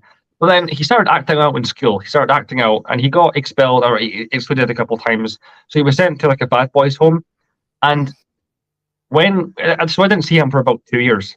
And when he got, released from that home, he had changed gender. He had started identifying as a different name. He had grown out his hair. He was wearing a wig. He was wearing makeup. He had this feminine kind of camp voice that he never used to have before. He used to be a manly man, but he was gay. That was fine. He used to play football. He used to like working out. He used to like cycling. He liked snooker and pool. He liked having a few pints and stuff. Well, not at that age, but he talked about drinking quite a lot. He was just an average bloke. But yeah, he was gay. That was fine. It was like, all right, yeah, he's cool. But then, yeah, he went to this bad boy school because he was acting out, and they pretty much they indoctrinated him. He was like, oh, well, maybe why you're acting out is because you're internalizing some stuff inside you, and maybe, are you sure? Do you feel like you were born in the wrong gender? And these adults, these professional counselors, push these ideas onto him. and they made him think that over time that, oh, I'm not gay. I was actually born in the wrong body, and I'm actually a woman. And if I had just changed gender, then I'd be straight again. And they thought that changing his gender would be a perfectly rational solution to his homosexuality. I mean, that's insane. And I went to a mass rally in Glasgow with Posey Parker. And Posey Parker is she's made a name for herself about a lot of things, but she's mainly a women's rights activist. She speaks against this trans mob quite a bit, these ideologues. And yeah, I saw her speak, and I saw a lot of women speak there in Glasgow. And yeah, a lot of them are saying, I would rather have a gay son than a transgender son, or a son that's a trans woman. Like, a lot of these women, just listen, let women speak, just listen to the actual women of our society. They would rather have a gay son that had friends and that were mentally stable and were physically fit, compared to having this mentally ill trans woman who had been just completely brainwashed by professional counselors.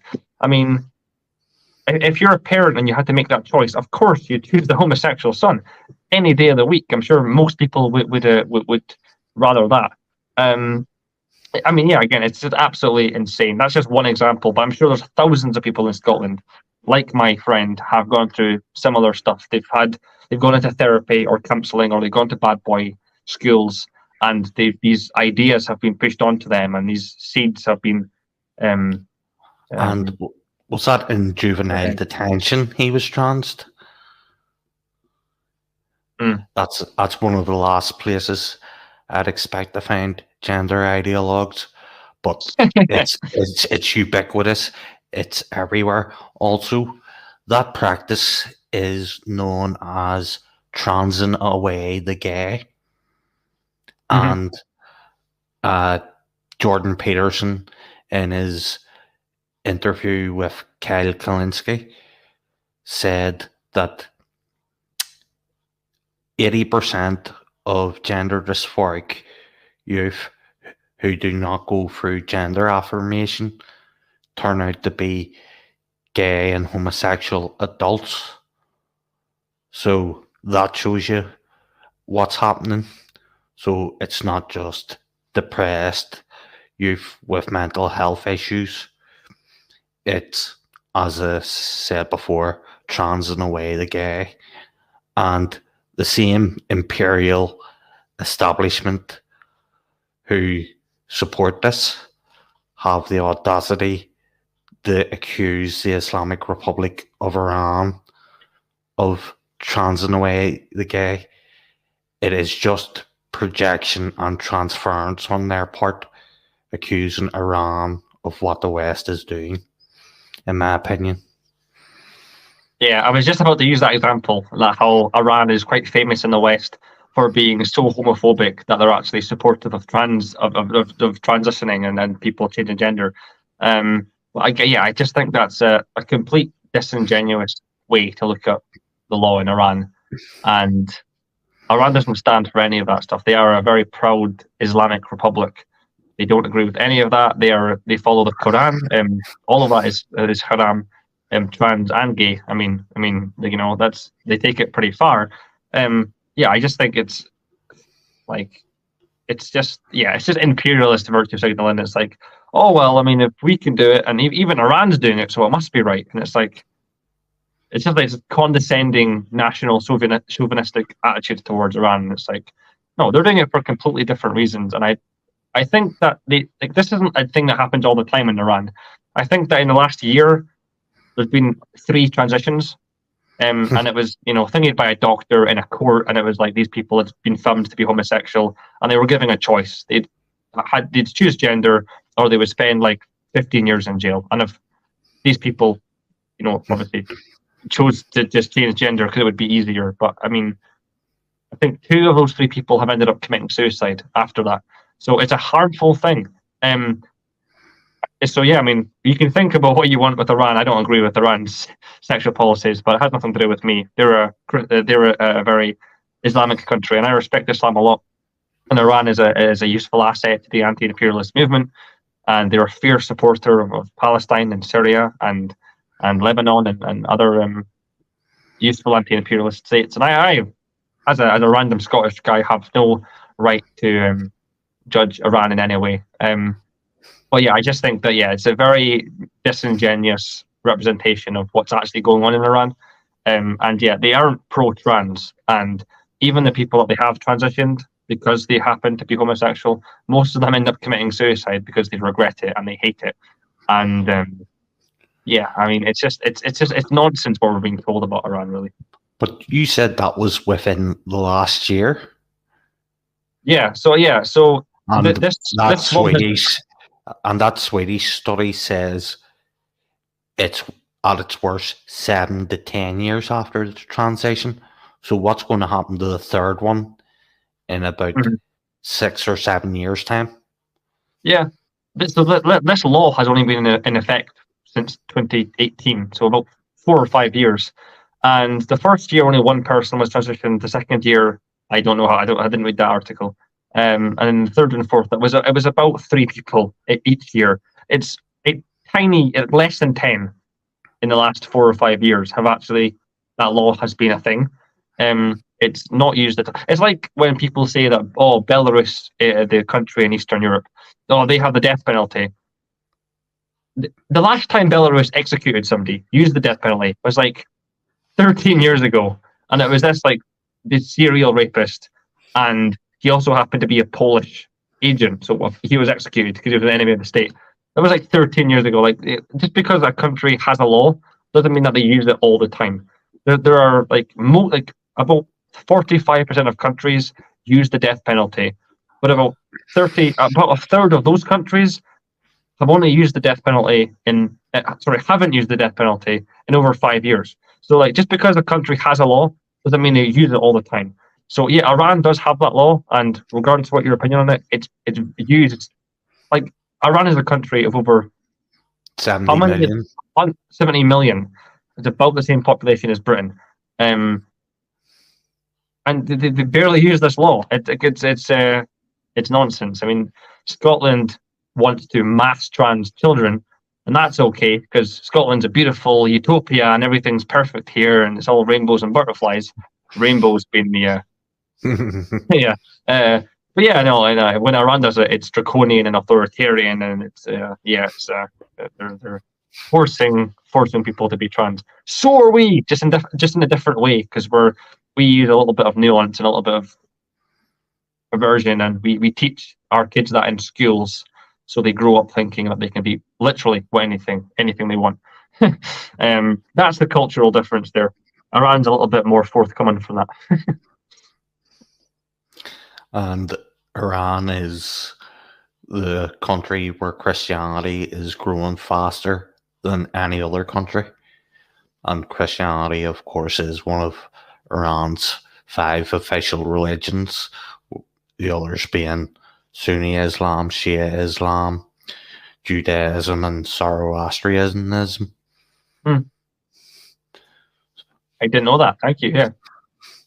Yeah, but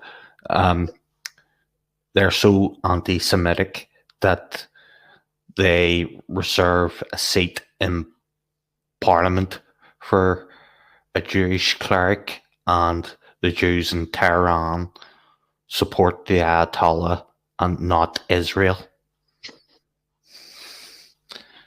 But yeah, that's obviously a hotbed of anti-Semitism there, isn't it? Yeah, Iran is just a genocidal state that they just want to wipe out the Israeli. Yeah, they just want to wipe out Jews. Clearly, yeah. But did you know that apart from Palestine, no country has as many Jews in the Middle East as Iran? Yep. Iran is one of the most welcoming countries to different religions. When Muslims go to Israel, they're persecuted and they're evicted from their homes and they're almost genocided on a daily basis. But when Jews go to Iran and Jordan and Syria and Yemen, they're treated like human beings. It's very, very telling, the dialectics of that. Also, those religious communities, could not exist in Saudi Arabia. Even the Shia population in the east there on the Gulf suffer discrimination under the apartheid laws of Saudi Arabia. Did you know Wow. that? I didn't know that. No, wow.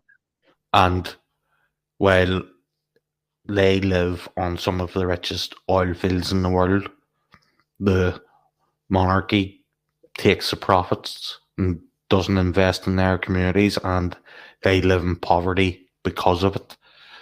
But they did a peace deal with Iran, and everyone's going, isn't this so great? No, I don't want to sanitize that barbaric ally of Israel. Mm-hmm. I don't want to sanitize it while there's a genocide ongoing in Yemen. So yeah, I'm not going to sanitize those butchers, nah. Just because it makes people feel good and they can pretend KSA is anti-imperialist. It's been the imperialist guard dog of that region with its ally for the best part of a century or more. Spot on. Yeah, absolutely. Iran is a really, really complex, but it's also really, really fascinating if you actually go into the history and current day geopolitics of the Middle East. It's and the Arab world generally. It's really, really fascinating. But we're reaching about an hour, so I'm going to do our closing statements. So you go first, comrade. Just if you want to say anything or promote anything else for yourself, or if you just want to go over and reiterate some of the points we've already discussed, just go ahead and do your closing statement. I think the Scottish government would be better served looking after the conditions, the economic conditions of working class people, as opposed to pushing a socially liberal agenda, which will not assist in their efforts for an independent Scotland, nor will it improve the lot of the Scottish people, and it will not help relations with Westminster or anyone else for that matter. So why push it? Well, thank you very much for that closing statement. Again, I will link Eamon's own channel in the description below, so you can check his channel out, and please subscribe. Huge shout out to his channel. He does great content and great updates, labour updates, and all sorts. I mean, he's quite a multifaceted channel. So yeah, check him out. And without further ado, I mean, solidarity and comradeship to you all. Thank you very much for watching. And I'll see you in the next live stream, and I'll see you in the next video. Cheerio.